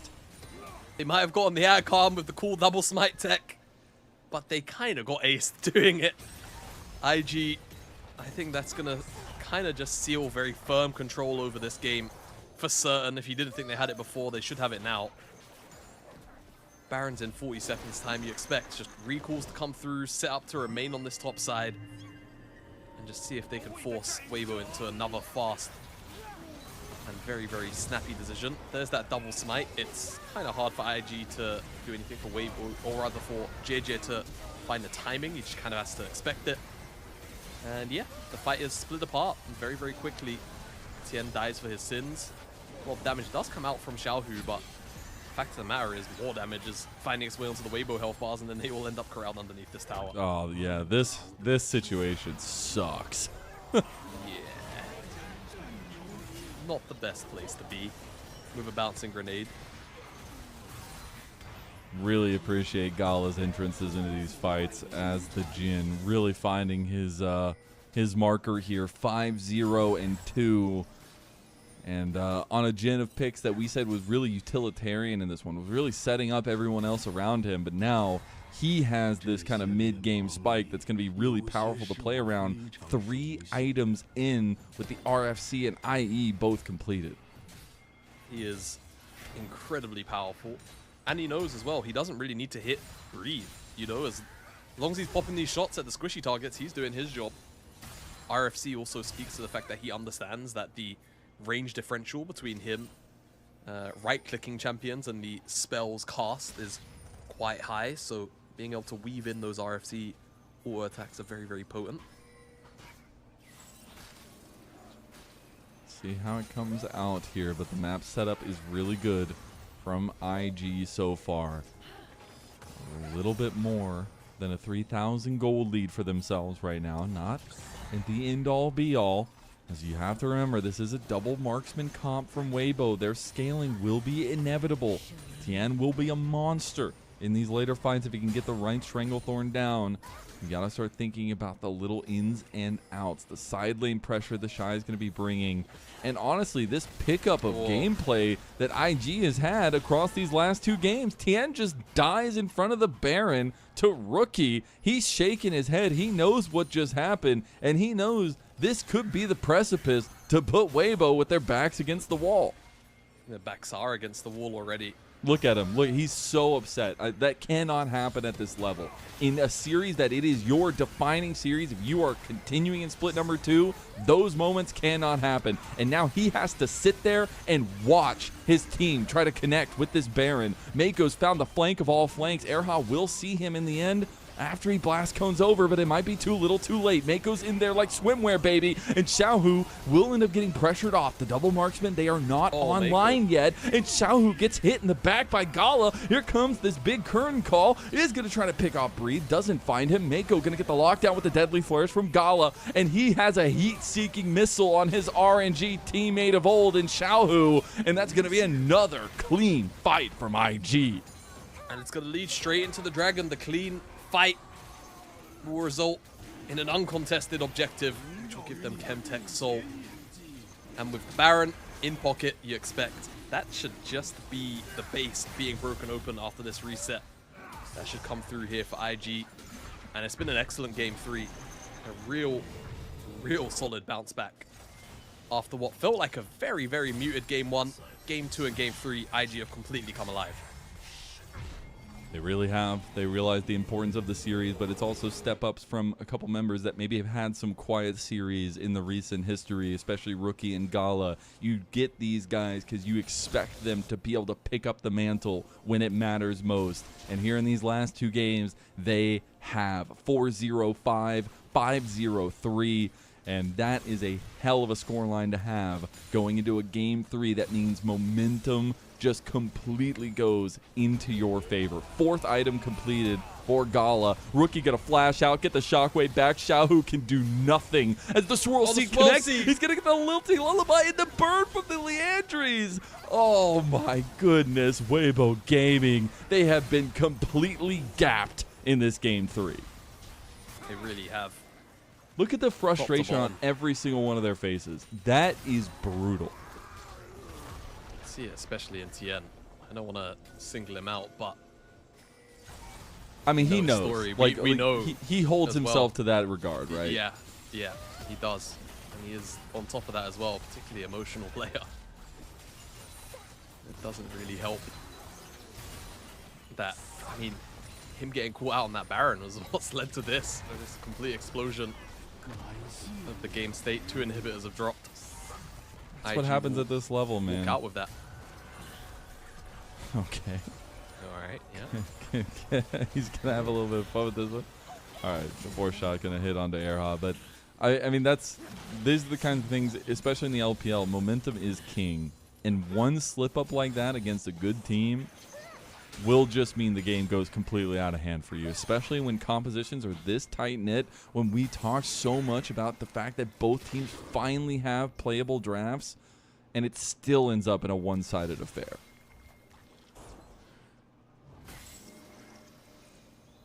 One-sided it's been. IG just setting up to be in this top side of the map. Let these super minions do the rest of the work for you. It's textbook. Not much else to say now. Baron isn't there, so the sieging might be a little bit more difficult, but I mean, with the lead that IG have, nothing in this game should be too hard. There's even Gala now. He's testing his damage numbers. I want to remind you, the training dummy. Gala went PD. Yep. He did not go LDR. It's wild. Like, he actually probably does good damage there if he had LDR. I mean, sure, but do you know what he also gets to do? Zoom. Really fast. Look at this. He's race car man. Dude, why does Jin not have a race car skin? How do you make that work? Sell it to me. Sell it to me He's right the driver, right? Like, he's got the driver suit on, maybe. He's got a helmet. Flames on it. Right. So, you know, flames mean it goes fast. Yeah. Okay, So speaking of like fast. Oh, Shockwave hits on the light, and they flash forward for it. Gala, 4 shots light in the face. And now the deadly flourish on the back of it. Gala is just making mincemeat of Weibo Gaming, and it's going to be served up on a platter. The maiden is in the foreground, and another one will get a triple kill for Gala. Can they give him the quadra? The turret shot's not going to be enough to take him down, and the Shy will be able to clean up the rest of it. Look at the minions. They are full on pressing into the nexus of Weibo, and Xiaohu will meet the end of Gala's gun once again. The friendship is no longer 10-0-3. Gala just made a statement. Incredible game from IG to bring themselves to series point. And I mean, Weibo just, it looks like they've borderline collapsed, right? I don't think they've really done a fantastic job at handing themselves particularly easy drafts these last 2 games. And I think that has been a pretty major contributing factor. But at the end of the day, you know, you can only really lean on the crux of a draft argument for so long. IG have just been playing better. That has just been what has been happening in these last 2 games, where it's been IG rotating first. It's been IG with better lane assignments. It's been IG with snappier engages or counter engages for that fact. And overall better positioning to not enable Weibo to be able to pick them off, right? That is one of Erha to me's big strengths. Isn't necessarily being a playmaker in the sense of a game state being super even and, you know, just finding something out of nothing. It's when games are messy, when games are getting a little bit scrappy, when someone oversteps, he's great at punishing that. But IG haven't even offered them a window to do that super frequently. So I just can only really sit here and praise IG and be left a little bit bewildered, almost disappointed really that Weibo aren't putting up more of a fight in these games across the map. It's been 3 very one-sided games. Even Weibo's game 1 win was like over 15,000 gold in their favor, and it's got to mean something that this is our first red side win, at least of the series. What that means in terms of momentum, I gotta say, we talked so much about the experience between these mid-jungle duos. We've seen that experience play out, and I lean on that for this game number 4 for Weibo. I don't expect... There's 2 avenues this can go. It can be a complete and total emotional breakdown and not work out for Weibo, and they go quietly into the night in a 3-1 fashion, or it lights a fire under their asses, and we see an incredible series, Game 4, by Tien and Xiaohu. We see them get proactive pieces that they can really work with in the early parts of the game to set them up for success, and we end up going to that Game 5. But I think there's about a 50-50 chance on which one we get, especially when I'm looking at the emotion. I'm a big guy that looks at the emotions of players and how they're feeling in the series, and when you look at the faces on Weibo, I mean, all of the hope had just gotten sucked out of the room. It did feel like that, you know, when you're looking at the player cams. And that can always be the trouble with, you know, rosters like this, where you have one really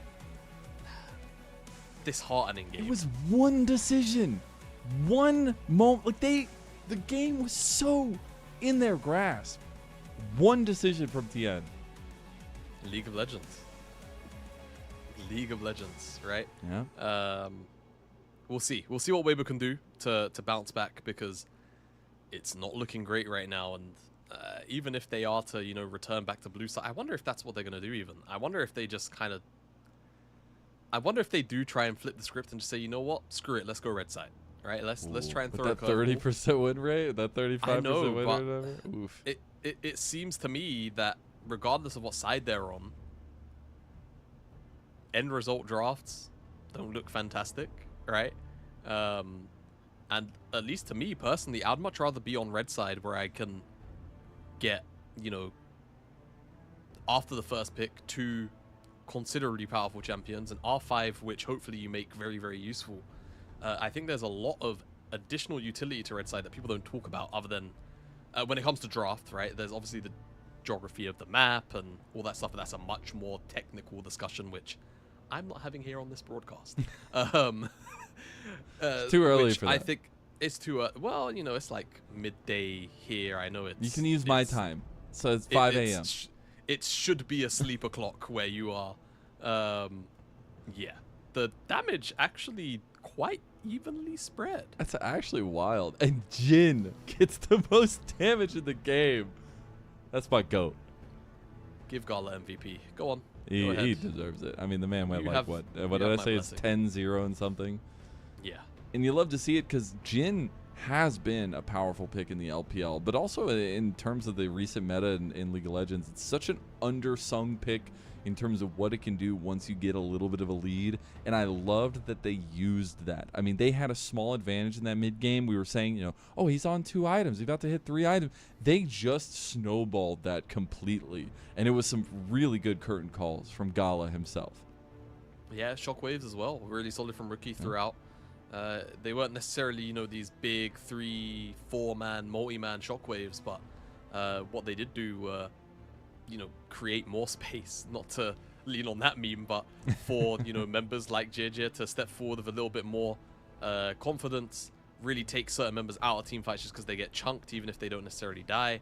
And yeah, once this play went down up here in the top side, kind of just felt like this was the end of yeah, the game, right? Getting crowd into a corner at top tier. You don't see this often. No, you really don't. And I just hope that Weibo don't go out on a whimper here. That, I think, would just be the most disappointing outcome. Even if they lose game 4, as long as it's competitive, I think they can kind of just hold their head high. Yeah. But they would still look at this series as one where they would, you know, you would expect them to win. I think that Weibo have shown a lot more promise in recent weeks, whether I personally like it or not. And this is not. I mean, you do. You said that you had that whole monologue at the beginning of the day. Yeah. What are you talking about? Yeah, that's true. But you know, God damn it, Mazel. They have looked like a team that's, you know, just kind of continually and very gradually grown, but this has not been representative of that growth that they've shown over recent weeks. And IG, we spoke about the swinginess of this team. It seems like today is one of those days where everything comes up aces. It is indeed, and I think a lot about the factor of, you know, what happened in Split 1 for both these teams. They literally had one series in the playoffs, and while the playoffs was a little bit of a different format for sure, they both went out in the first round 3-1 in that fashion. Weibo have made a much better run of it in Split number 2. Not only their finishing of the regular season, but then, you know, being able to take that round number 1 in that upper bracket, then falling down to AL, and then trying to recoup some of that momentum. But IG themselves, I mean, this could be an impeccable run from them to really use some of that momentum we've seen them gain. I mean, they had to play all 5 games against FPX, and they won that one in a barn burner in game number 5. See if they can utilize some of that to really close this one out, or if we're going to get that game number 5 on the other side. I do hope it's a game 5. I think hope that so, man. Weibo deserve it. Not for this series, specifically today that they've shown us, but just for the split, all right? MVP should be Gala. Should be absolutely Gala. No way. No way. They are on something over there. We're going to have Kelsey Moser make a graphic. That's ridiculous, man. I love Mako, Alistar. He didn't have a bad game. But, dude, MVP. Gala had heat-seeking missiles on Xiaohu's face. Like, I don't know. Like, he was a massive difference maker there. But what a way for game number 3 to play out. IG will take a 2-1 lead and step up to match point for them. We'll see if Weibo can have a little bit left in the tank, bring us to that silver scrapes, or if they go quietly into the night, and we'll see them in summer. We'll see you for game number 4 on the other side of this break.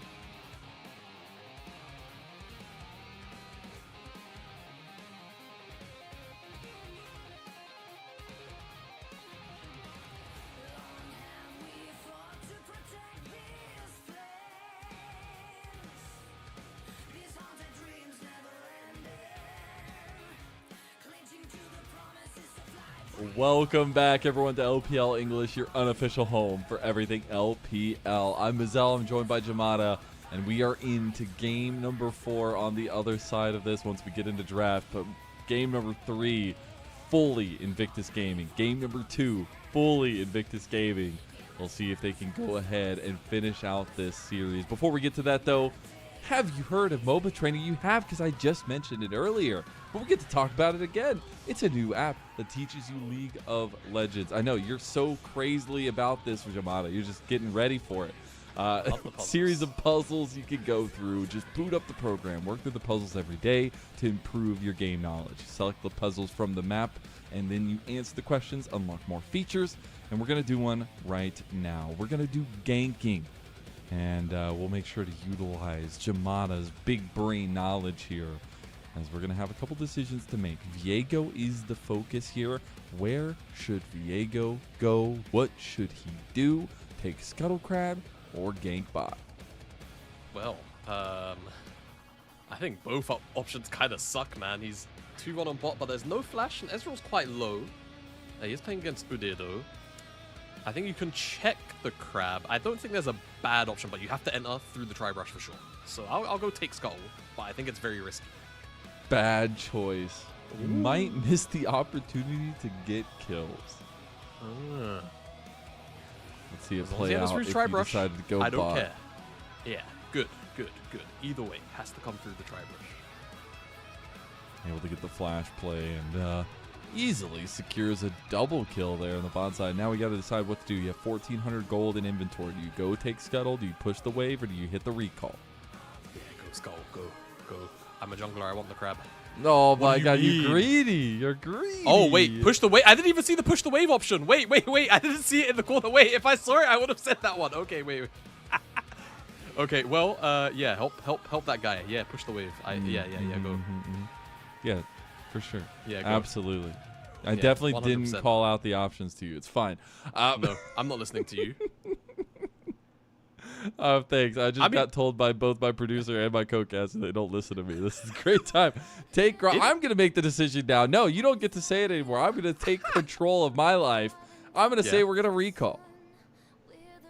Decide it. Yes, Kelsey. Look at that. I am the big brain. I am the one that gets the right answer. GGEZ, Jamada.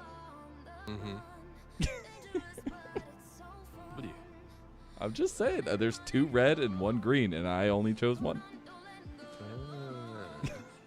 Results-based analysis. If you enjoyed that, make sure you go subscribe. 20% off and unlimited puzzles using our code LPL English while I make Jamada mauled. Anyways, Weibo Gaming. Gonna be on the blue side this time, Jamada. I gotta say, they're gonna try to get their pick of the litter. We said maybe they want to switch up to red. But you see all those picks that are unavailable. It is full fearless. Anything that was picked ahead of time is not going to be playable. And we see some draft adaptations coming through here. The Orn ban by Weibo. Orn ban by Weibo, huh? Very particular. The Nidalee ban. The shy popped off, man. Yeah, I mean, so the Vi still on the table. Not been picked this series. Still available. Will it be banned here, I guess, the question, right? As the Xin Zhao is also gone. I'm trying to think. I mean, last game for Weibo, it was Xayah and Silas were the options. Obviously, there's also the Yone in that field of champs. Vi gone. I think it has to be, man. Without Xin Zhao, there's no answer. Ooh, Tien. I mean, feeling it, man. He knows what's not. I mean, as we get into this draft, you have to remember the importance of the series. The Weibo fan needs to stand up. You need all the energy you can get, because if you lose here, this final game, it's your final game of Split 2. I think it should be Sedge, but I mean, Kai'Sa first pick. Yeah. Okay, let's see where Gala decides to go here. It's obviously a big pick away for his champion pool. I don't think we need to explain why, if you are a long-term viewer. Gala! We've already referenced Oshin twice now. Yeah. Just saying, shout out to the GOAT. Where do we go, though, really? I mean, with Sejuani up. The Yone has been a big ban also. Yeah, it's one or the other, right? If you take Silas, it means obviously that Xiaohu doesn't get the stolen Silas ultimate, and that's you know, Sejuani ultimate, which is always going to be a little bit of value, but Yone just provides a lot. The Jace is obviously also the combo that we saw at the start of the year, which was way more common and traded between teams, but it feels like teams as of late have kind of just gently guided themselves away from this pairing. The lock-in will come through though, so let's see. Maybe where, talking about potential flexibility too. I mean, there is some flexibility between the solo lanes with this pick. We'll see if Breathe just wants to go ahead and lock his matchup, maybe force a hand of where this Jace can be going. Yeah. And Vesa being hovered here by Breathe. This champion he's had a good game at throughout the year. Off the top of my head anyway. Did take a long time, but they do run the timer down and lock it in and out. I mean, the question is, what does TM play? Does he just go towards the Trundle? As Gotta the be dive, right? As the like one-to-one answer for Sejuani. Trundle can help you with that dive just by offering up the pillar. So long as there are enough immobile targets. Is it something a little bit more flashy like the Lee Sin? That's obviously a champion we know him for. Steal or the do we just get the Silas, which of course was banned away by themselves in game number 3. Man, they're going to be able to steal away the Sedge ult. Yeah, I mean, now Rookie can't really go Yone because you would lock yourselves into full AD, but Gala does play things like Ziggs. He plays a couple of other mages. He does. They could like tank he up was the some best bans. Ziggs in 2024. Rookie Akali. This, yeah, it would be pretty spicy. I'm surprised they didn't try to go with. Okay, so they do go with the Yone in the end. Get that full AD topside. So the Ziggs should be the ban here by Weibo. Yeah, Ziggs at the bare minimum. I'm not really sure if there's going to be anything else that Weibo will be thinking about taking out of Gala's pool. Again, Gala, underneath being the hyper carry pick that we know him to be, he's a little rat. He does love these mage picks. He does. And you never really know what he may or may not have practiced. He wasn't always known for. Like 2025, like it was a surprise to see him go so high in the rankings, especially on his Ziggs in 2024. Yeah, it certainly was. There is also, I guess, the opportunity, depending on how things lie, for like kind of a air quotes mage pick out of Mako. And I think the other thing that is important to note is we don't really have a dedicated tank right now for Weibo. So the full AD, you know, kind of point, whilst it's frustrating at worst, it's not really the end of the world. And IG also doing the correct thing here, that they ban away the Skarner. That's a champion that could obviously stack a lot of armor in the jungle.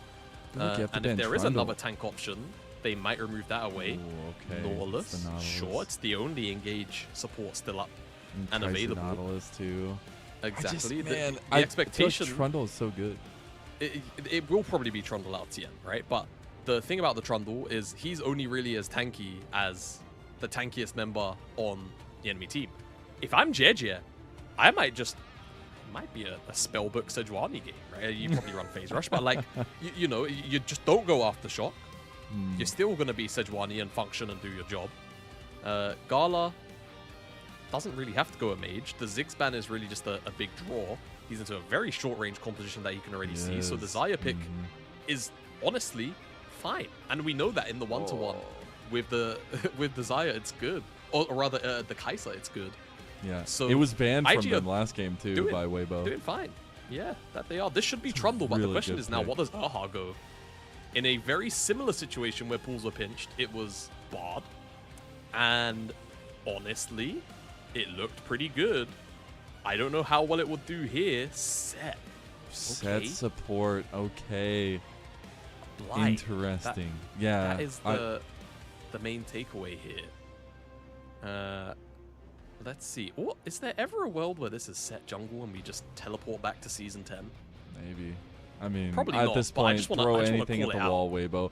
I just feel like this Xayah pick is so good into the style that Weibo are bringing. That's dive. I mean, you want a safe ADC that can also punish the overextension. And now you see that Trundle locked in. If it's going to be anything, it's got to be now for Weibo. Oh, no. No. Not you, Mako. You don't have the pass for this right now, brother. Nope. Go ahead and lock in that Lulu. Go ahead and just lock in that Lulu, bro. Go ahead and just lock in that Lulu. You don't need to be playing this. Fine. Well, it looks like it will be playing this as Bard locked in for Mako in the bot lane. Okay, we'll see what Mako could do. Look, I've got a lot of mistrust with Mako. I don't care that he got MVP last game. I don't care that he had a solid out-of-star game.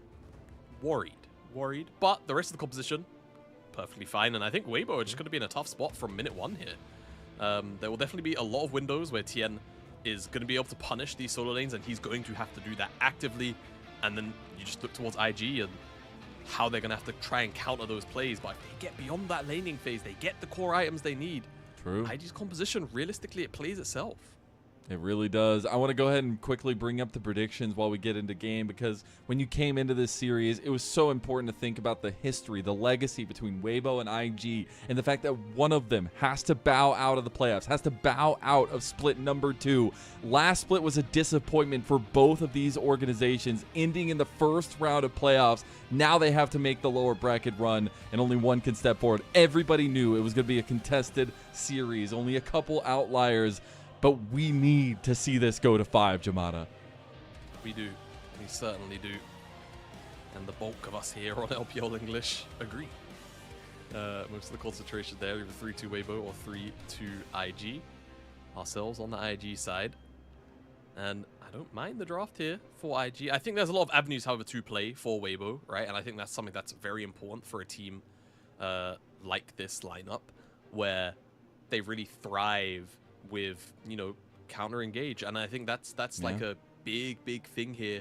You're gonna be able to steal away the Sejuani ult. You've got Ambessa. You've got the set to turn around whichever front. JJ actually went spellbook. He did. I love to see it. Game number 4. Kick it off now. Can Weibo bring us the distance, or will they go quietly into that silent night? My goat. Where are the Gyos? We might have missed them, to be fair. I think we came in. No, we didn't come in late. Where are they? LPL production. Crowd mics off. I don't know. Okay, I think this could go either way. This could genuinely go either way. Early lane prio is going to be a big deal. Weibo just trying to fish out for whatever information they can find. There is that ward. Oh, can Tien get the... No, a little bit too late to the ward. He cannot. Unfortunately. Where will Tien start? That's the big question. A lot of pings on this blue buff. They want to try and force out GJ from this bottom side. Yeah. I mean, man. I don't know if they saw him when he popped out of that bush. I didn't see any pings. It's one of those things where the ward range might be quite short. They'll see him now.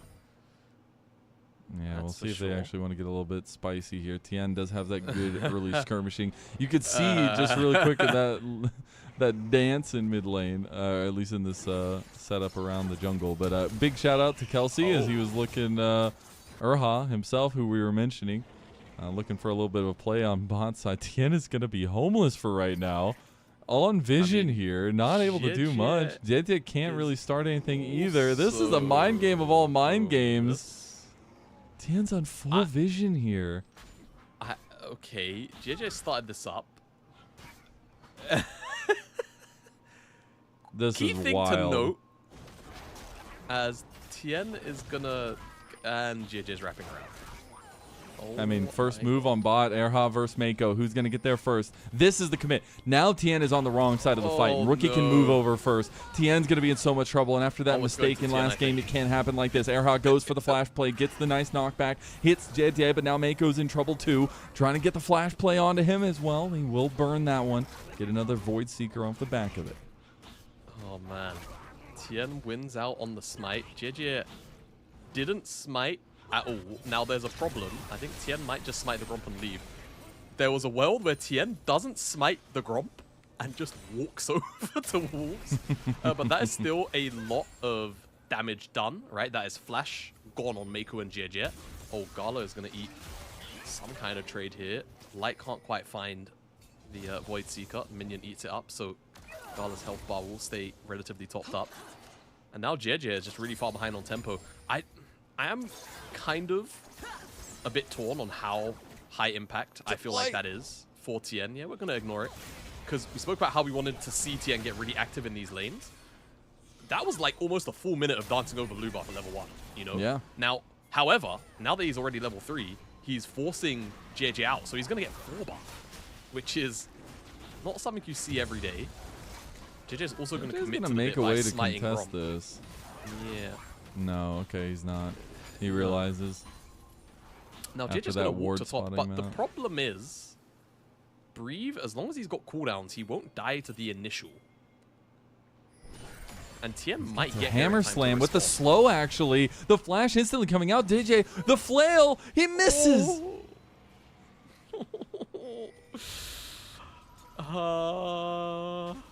JJ. JJ's a bit homeless. We're going to game 5. We might be going to game 5.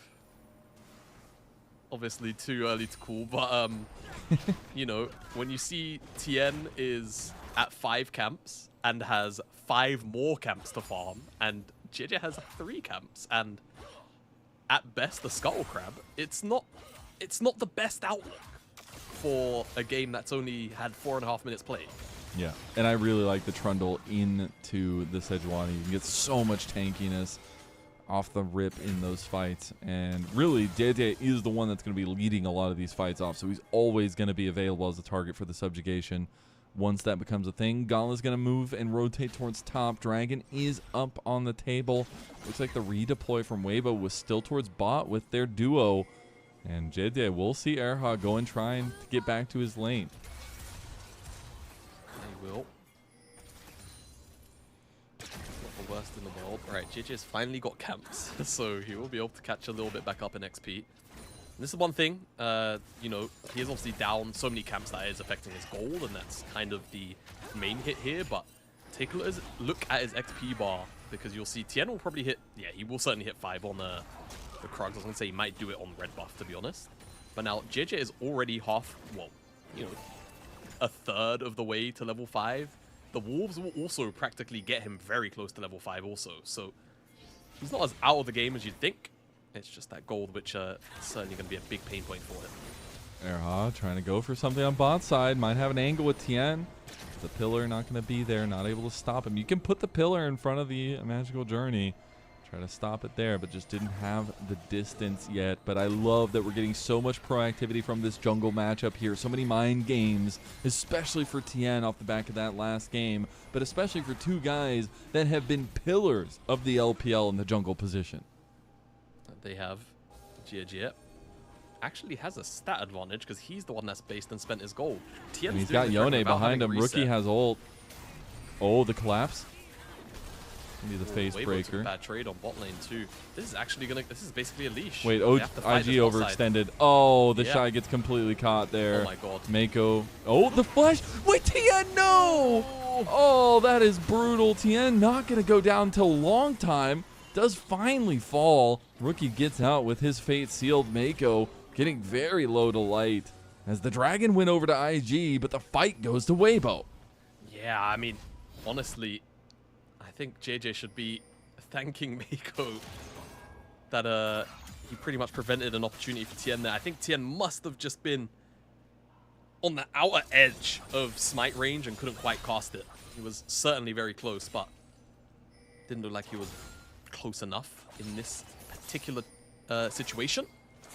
They do get that objective, but the kills go over to the carries of Weibo, and that's the important thing really in a game like this, where it feels like the flat, you know, surface level scaling probably goes in favor of IG. You need kills in those carry departments. As take a look here at this bot side trade and how things really broke down, because this is where we panned down whilst Tien was obviously getting pushed off the Dragon, but then the pillar onto the Shy, no flash, right?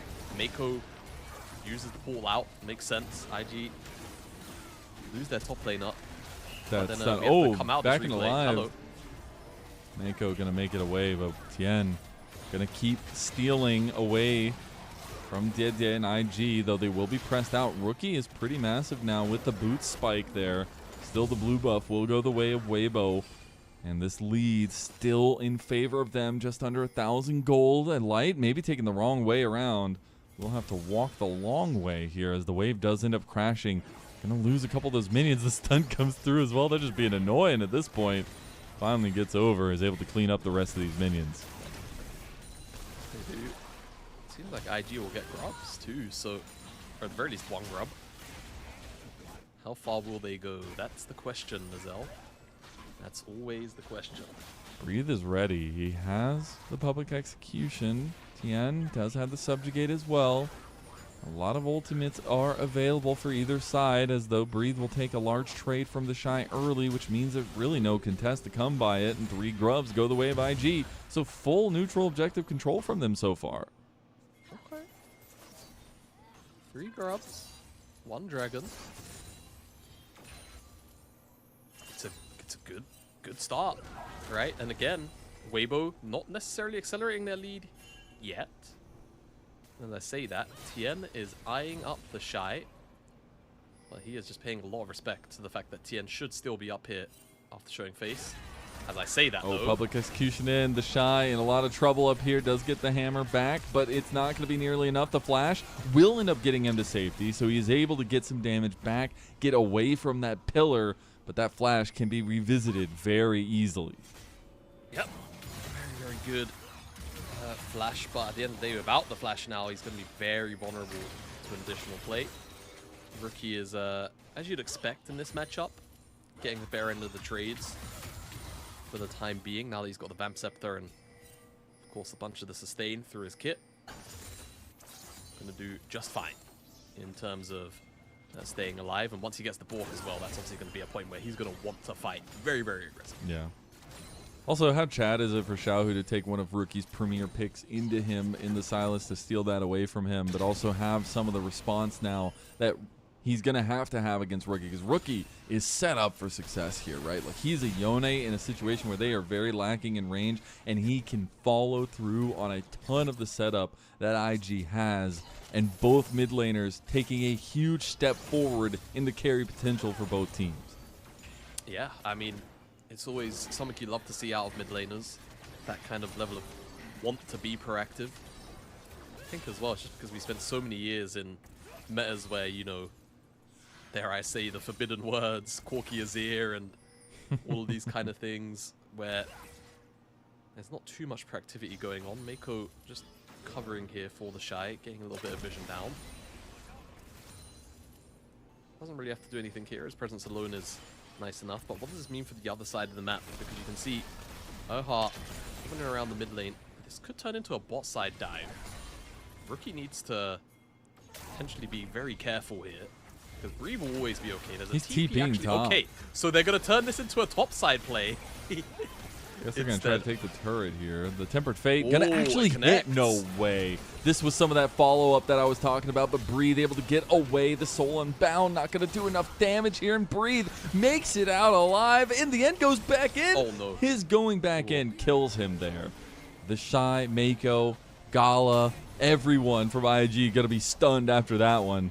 And Rookie ends up coming up big too, getting some more plates on the back end of it, but they have overextended. TP play coming in. Look at Jete. He has actually a flank on Light.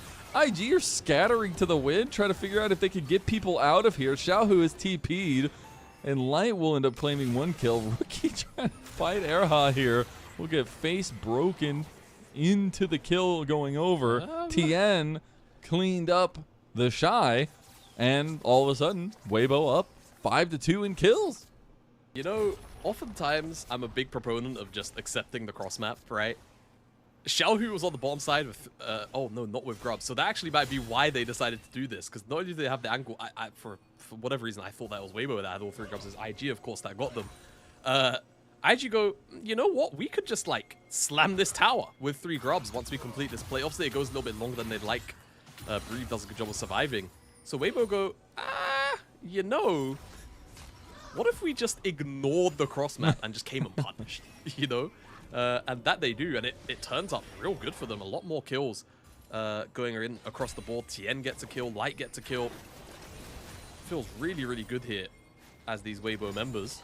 And again, gold is like the important resource here for Weibo for this first 20 minutes of the game. They need to hit these 2 item spikes ASAP. And that little play there is certainly going to get them to that. Again, Tien is on a dragon, which it feels like he doesn't have the most business being on. He's going to keep going, though. First item spikes are there. Light has the Kraken Slayer. Xiaohu with his Proto Belt.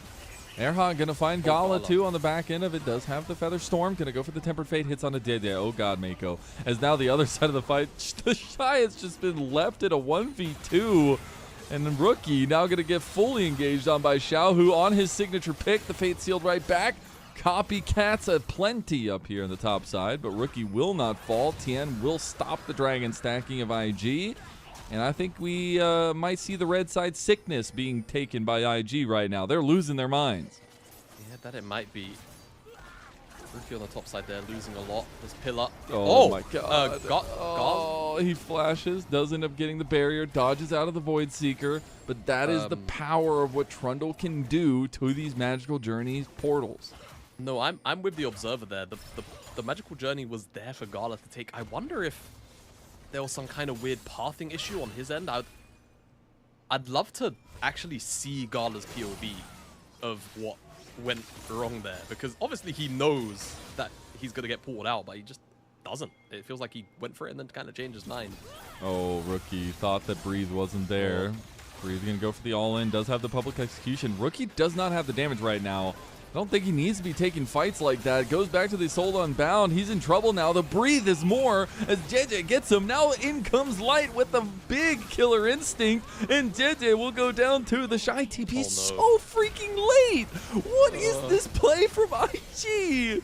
They are just losing left and right. Gala now just completely caught between two people. And we're going to 5. I don't even need to call it right now. We can just spend the next 20 minutes hanging out. I don't know. IG aren't even here in this game number 4. Oh.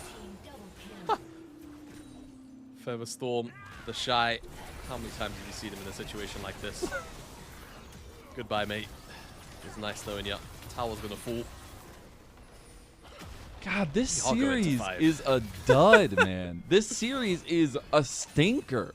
Like, we might go to 5, but it might be the most anticlimactic 5 games I've ever casted. Yeah. They slid in with like 15,000 gold leads every game. You know, I think not last night, the night before, we did a story meeting for this series. Mazel, I don't think you could quite make it. Or, to be fair, I made it to the second one. And, I described this as slinging feces at the wall, and that would be both of these two teams. And I didn't use the word feces in the meeting, of course, but that is what this series has felt like. Though, in fairness, at least, you know, IG, it felt quite clean in Game 3 and, you know, to a point Game 2 as well. Here, though, not so much. Not so much. Not so much. Hello. And, that was a missed public execution. Missed public execution didn't matter. Doesn't matter. Didn't. Yeah, he's just dead. You know, I'm just going to say, you might have been onto something where you said, no, Mako, don't pick up the Bard. They did end up getting the pick on a Xiaohu in the bot lane for IG, so they at least get a little bit of something. They're only down about 3,000 gold now, but can balloon very quickly. They do still have their scaling conditions, and if a couple of members keep getting caught like this, IG might just get right back into the game. Can do nothing but try to get a big face breaker. Can't do it in the end. And that's a couple kills going the way of IG and starting to shore up this lead a little bit. Still about 3,000 gold down. There he is. Powell's going to go over, however, to Weibo. To Light, specifically. Replay. All right, let's see. Fake seal. Okay. Sejuani passive. Sejuani ult. Pretty good. Heart steal. JJ steals the kill, though. You know, it's the gold goes. Got a lot of gold there, though. Yeah, he does have a lot of gold. Let's see what he can do with that, or of course, what the rest of the team can do with the time bought. That will be the crucial thing here. I haven't been keeping track of Jie's spellbook usage. He does currently have Exhaust, though, and I feel like this is the only time I've seen him without the flash. So, not the best use of this keystone so far, but it's okay. It's okay. He's going to be able to exhaust someone, and I think that's pretty critical. I mean, you look at the other team composition here, almost everyone can be exhausted and it'd be useful. So, true. We'll see how much value you can get out of that Summoner spell when the time comes. But we are still at a basically 3,500 gold deficit, which is going to start to matter soon, because those item completions will come in for Weibo likely sooner than they will for IG. Oh, Rookie going to try to fight on to Breathe. Breathe pretty tanky now. Starting to heal up a little bit there. Has Airha right next to him. TP coming in from Xiaohu as well. Gala is going to be their public execution, though. Rookie can't get out with the Fate sealed. He's going to get temper fated by Mako. Now, meanwhile, Featherstorm going to come out. Rookie tries to get the kill back on the Breathe, but can't find it. Tien gets the kill instead, and Xiaohu makes it out alive. Blade Caller will get nothing from Gala, and Weibo will continue this triumphant march in top lane. That ult looked really weird from Rookie. It didn't even feel like it put him on the other side of the Ambessa. Yeah, it definitely did not. Although, a hello. little bit of setup on a Gala. Flash it away. The double stun comes through from Mako. Killer instinct from Light to cut Gala from his team. He's going to use the Rift Tail to get out, and he is out of there, baby. Tien, though, he might not be as lucky. The Shy had TP'd, found the big pick-off and the big shutdown. Light, though, does make it out alive. That was 900 gold over to the Jace, by the way. Yeah. That was a huge shutdown for Tien as well. I mean, look, is the game probably done? Yes. But notice how the operative word there is probably. Weibo are getting a little bit sloppy. And it concerns me, Mazel. It concerns me deeply. It does indeed. Erha, he's fine. He's going to walk out. How problematic Light just almost full really? bot the Gwynsu's. Yeah. But hey, on the bright side, at least Gala has a second item, right? True. We have second items being completed across the table here. We're going to take a look back at that one. We actually don't get to see the initial play on the Rookie, but the turnaround play we do. The double CC chain by Mako. Oh, no. Xiaohu flashed into it. Yeah. Yeah, he did. And then flash away to get the Herald from Light. That's just incredible, man. It's cinema. The shot's just like, I can't do anything about it. The He's eye like trying opened to up hit the as well. eye, yeah. It opened up once he turned around, like just completely the worst possible timing. Kind of sucks. Weibo will get this dragon. Atacon spawned on the bottom side of the map too. Really good Will heads Weibo up just play, start though, off? from Weibo. Yeah, they are just going to take that second dragon for themselves. Now they're looking for a collapse play with Erha. They have Xiaohu here as well. Still has ultis to steal. Atacon going to be started up by Weibo. They can take the momentum in their hands here. Still about 3,000 gold up. IG, they are not on second item for Rookie. They don't have that fighting strength yet, and that's a permanent buff going the way of Weibo. All the flower petals too. The XP, the adaptive force. A lot of additional damage, and of course there's the active itself on those takedowns. Let's see how much usage Weibo will get out of it, because this game has been bloody, to say the least. But I mean, it does feel like an almost one-way ticket to a game 5. It's getting there. Not out of it, right? Again, the scaling, the face value scaling for this IG composition is good, right? Xayah into 4 melees. Not too bad. Not too bad. And Rookie can have that big carry potential. But right now, it's all about Light. Again, when you look back to what this Weibo roster became 2.5 years ago, Xiaohu and Light came over to try to start a new chapter. Light from LNG, and then being able to bring Xiaohu over from RNG. And here, 2.5 years later, trying to keep their season alive. Light has had some monstrous games, and now needs to continue to have his as Breathe.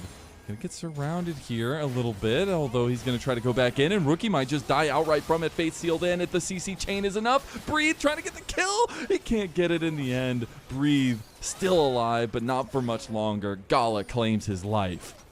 Too much mobility. Xiaohu's on the other side of the map, though, shoving out that wave, so someone's going to have to answer.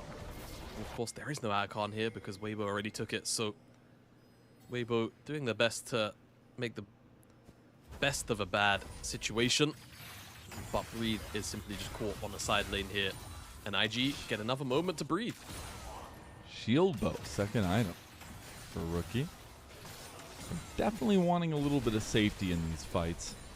Still going to have some of that sustainability. But now I think we're waiting really on that third item for Rookie. So IG maybe okay in that facet, realizing that they need to bring this game late. But hovering at 3,000 gold lead, still in the driver's seat is Weibo. And gotta say, Tien is on 3 items now. Has that Bramble Vest, is a very tough target to deal with now.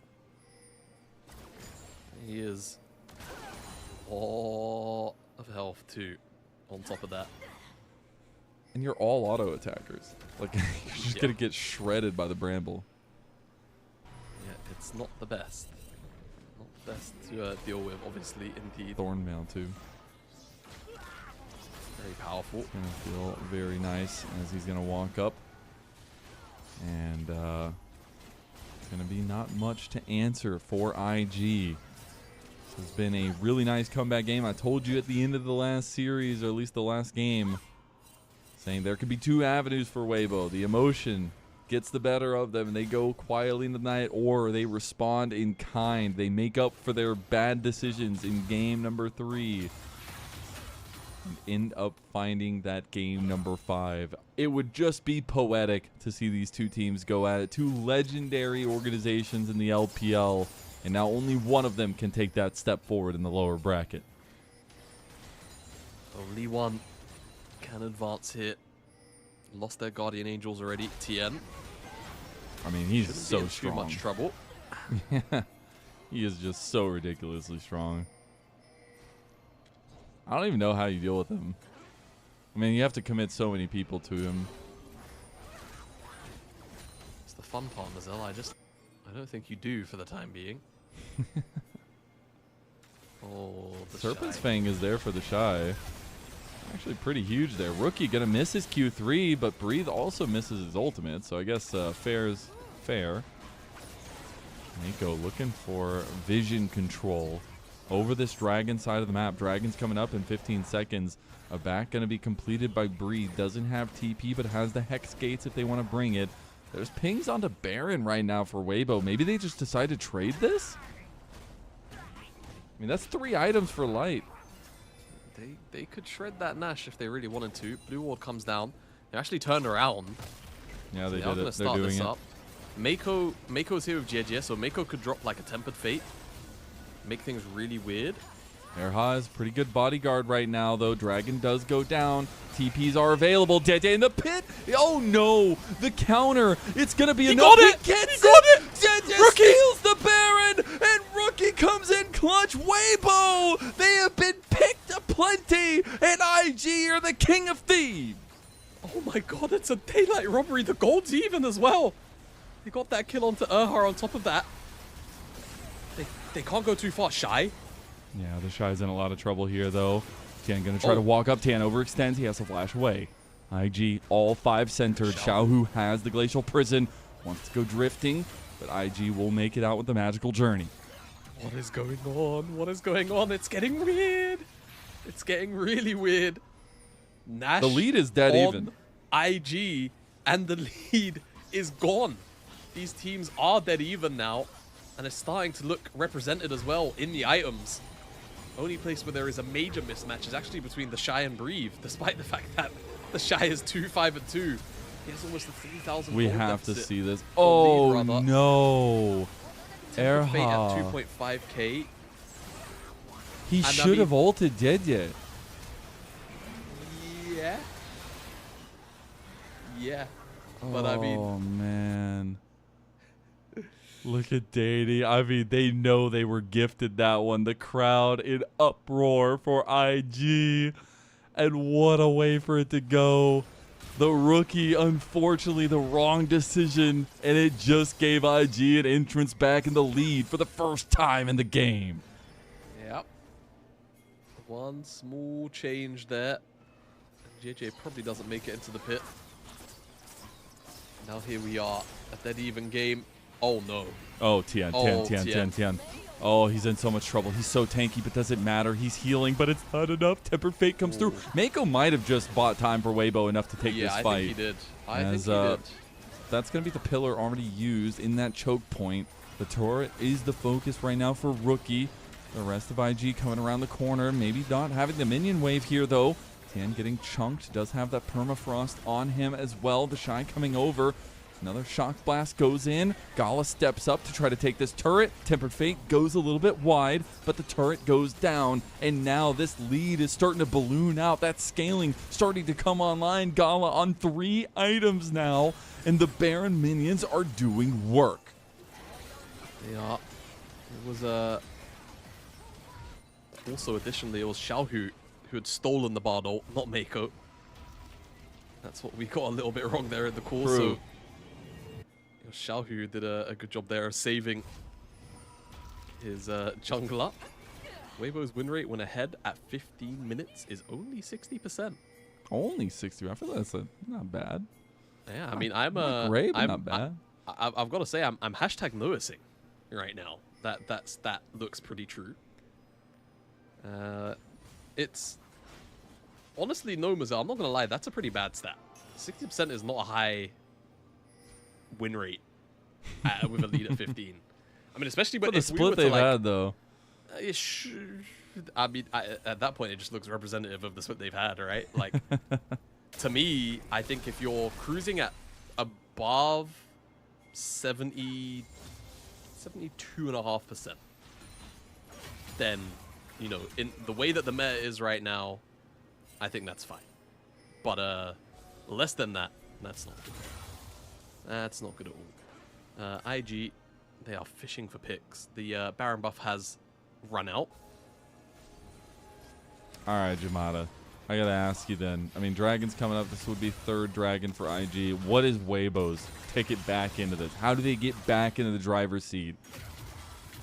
Oh, that's easy.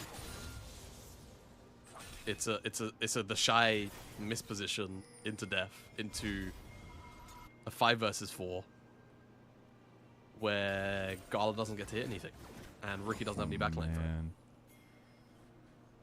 Well, we'll see if that plan pays out. It's always the Shy, Mazel, without fail. You did vote the Shy in your button pressing scheme. I didn't want to. Got to make that clear. Oh, how innocent Jamada from just a few hours ago was. IG still full pressure around this Dragon. Mako trying to be that front setup if they can find a big pick. Nice for them. Rookie's going to start the Dragon up now, though, and you have to think the Shy's going to have to rejoin his team. There's no real good connection point here. He's going to sidestep Xiaohu multiple times. Meanwhile, the kick off has been clicked in the bot side of the fight here. Dragon going to start going the way of IG. Big blade dance, but no, it's not enough. The big 4-man Tempered Fate into the Fate Sealed. Here comes Rookie to try to clean things up now. The Shy doing work on Light. Light's gone. IG are starting to take this one down, though Tien is really unanswerable right now. Mako going to be that front line at the moment. Try to CC down Tien, but Tien is still alive and well. Oh, there's a TP, though. Oh, they're going to TP. They got it. To get themselves the angle. Oh, they tried to get the CC. JJ can't find it. Pillar's going to be there. Mako still going the long way. Going to stop his chase. Really contested fight from both sides of things. I just feel like IG still went out. I mean, they're still in the lead. They did lose the Dragon, but the timers work for them. More time equals better odds for IG. Yeah, and JJ had TP from the spellbook, so he's You actually love cheated that. a lot of tempo here.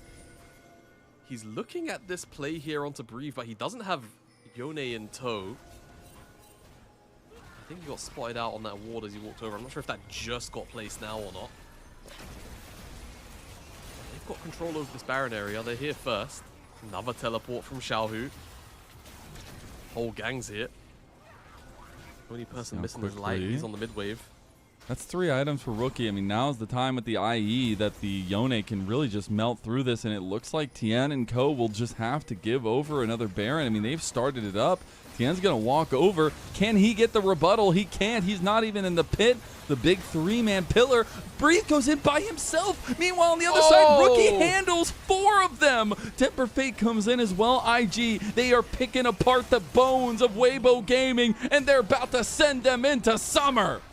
They want to find more. They got more. They got Tien. Tien is gone. The full and total advantage goes to Invictus Gaming. Xiaohu's going to have to pull off a little bit of Mission Impossible here to escape. He goes, honestly, the most obvious way. Has he? Or did he stop his base? He didn't. Oh, Gahona's a steal. This is the kind of game that I wanted for all the other games in this series.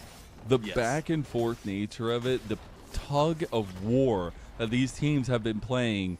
But IG, they got those bicep muscles. They got those triceps working well, man. They are pulling away. And they flipped this gold lead from an almost 5,000 lead for Weibo into this massive, almost 7,000 gold lead for themselves. I mean, that's over 10,000 gold of a swing. Remember, folks, it's the triceps and doing hammer curls. That's what makes your arms look big. And IG have been evidently doing that a lot, apparently. Weibo have just been completely just torn apart throughout this this back half of the game. And now with another Baron in their back pocket and a 4.6k Baron power play for the time being, they should be able to bare minimum crack open the base here of Weibo. I mean, if Weibo can hold on, it's huge, but it just feels like extra suffering at this point.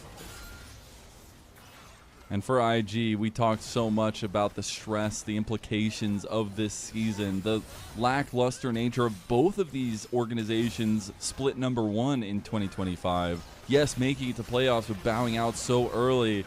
And now IG trying to make good on that, trying to make this deep run into the playoffs to try to fend off for that title. A double tempered fate into the big slam with the showstopper, but Erha is by himself. Mako's still alive and Erha is gone. Oh. Big fate sealed on the back though. Rookie doesn't end up finding too much, but Xiaohu is overextended, uses the Feather Storm the wrong way. And if that's not just the culmination of this series, I don't know what is. Light will get one more, but it will be his final gasp. Weibo have no more gas in the tank. There is nothing left for Weibo Gaming in the split #2 of the LPL. IG, they realize the weight on their shoulders, and that's a weight they bear willingly. This is a team that is destined to make a run, and they are looking at a lower bracket run of the year in the LPL. They will put down Weibo 3-1 in dominant fashion, and IG will take that step forward to the next round.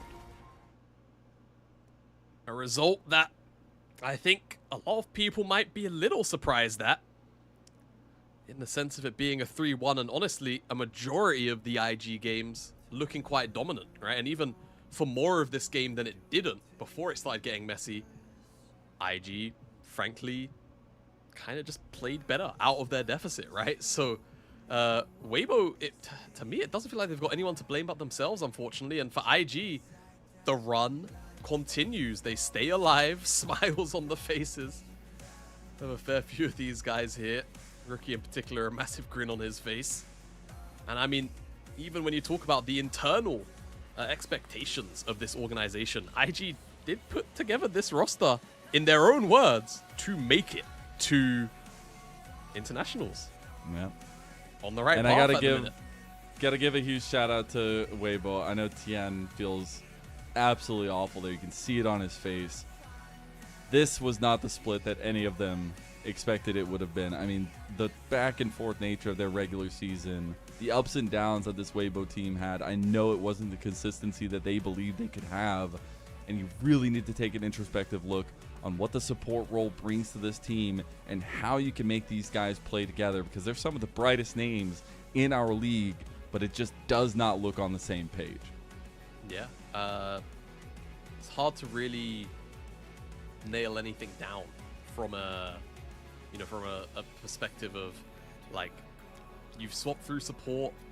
I think individually performances have been, like, very up and down. So it's like, who do you even really want to change around, if you even want to make mid-year changes, right? When it comes to the lineup, it's a tough conversation to have, obviously, but one that will be considered. And I mentioned it just because of how many roster swaps there have been this year, more so than any other year I can remember since I started covering Pro League of Legends.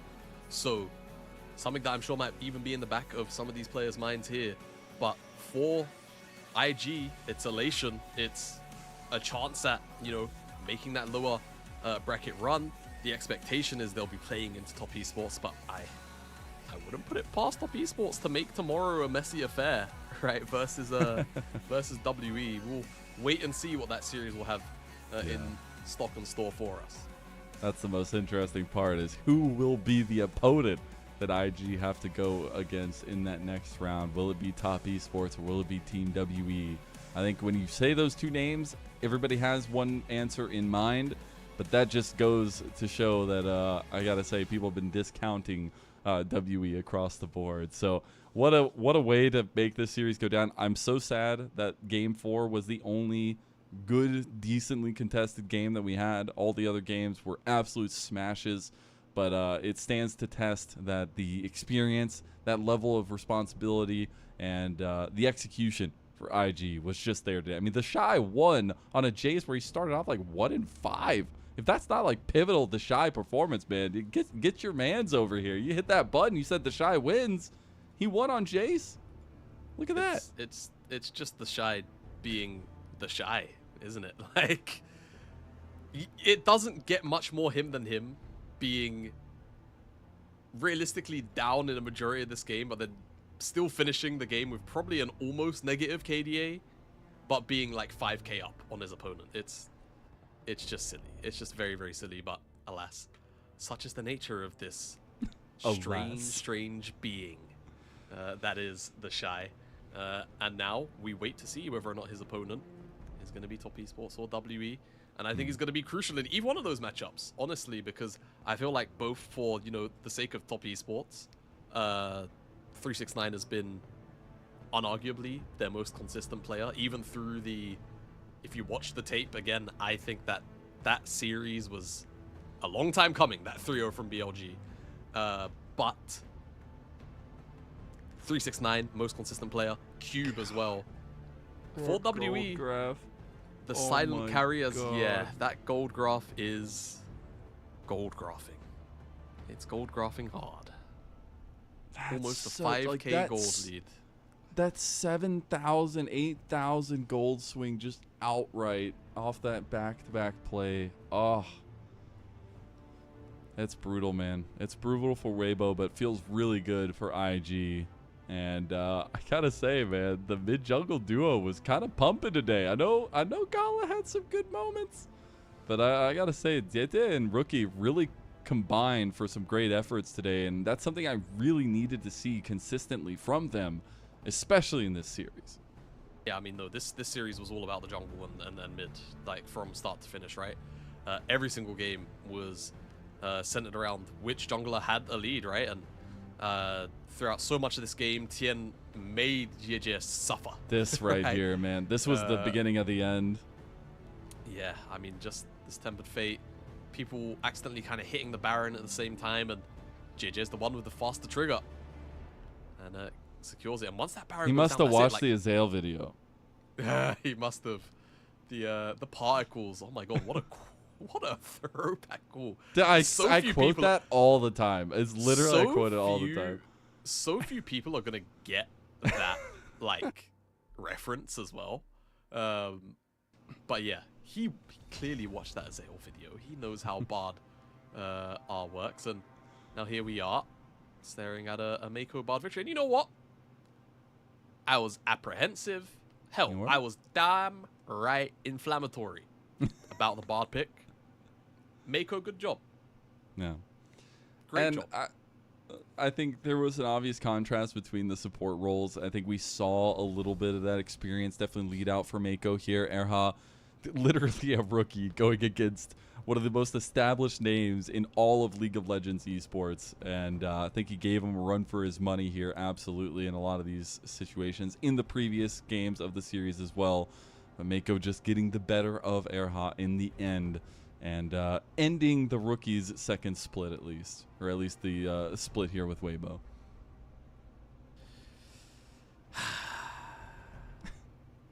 Oh yeah. I don't know whether to be sad or happy.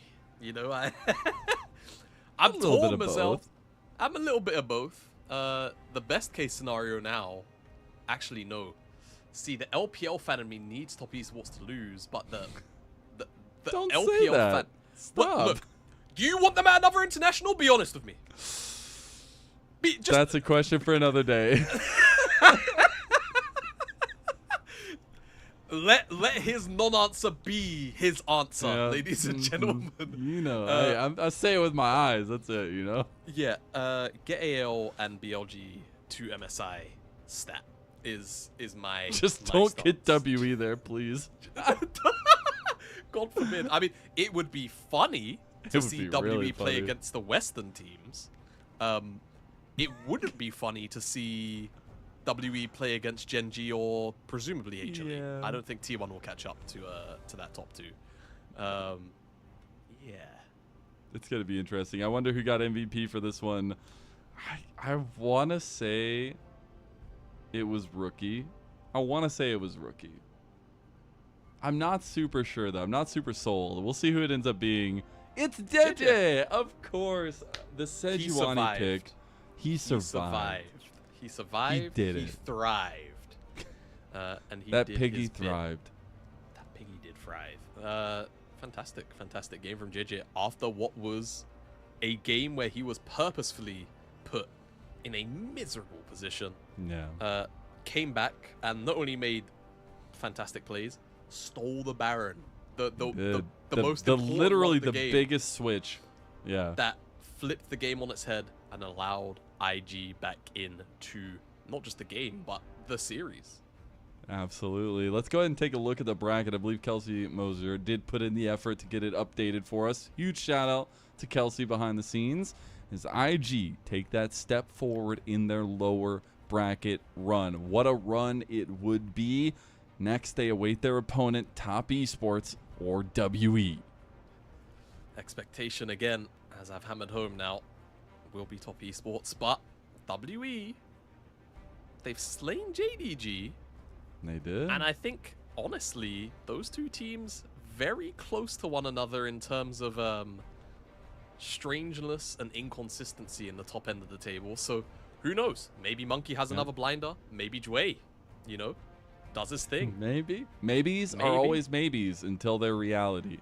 Let's find out on the other end of it. Jamada, it's been an absolute pleasure to cast alongside. Just want any thoughts moving on to those next rounds? Anything you really glean off of or talk about?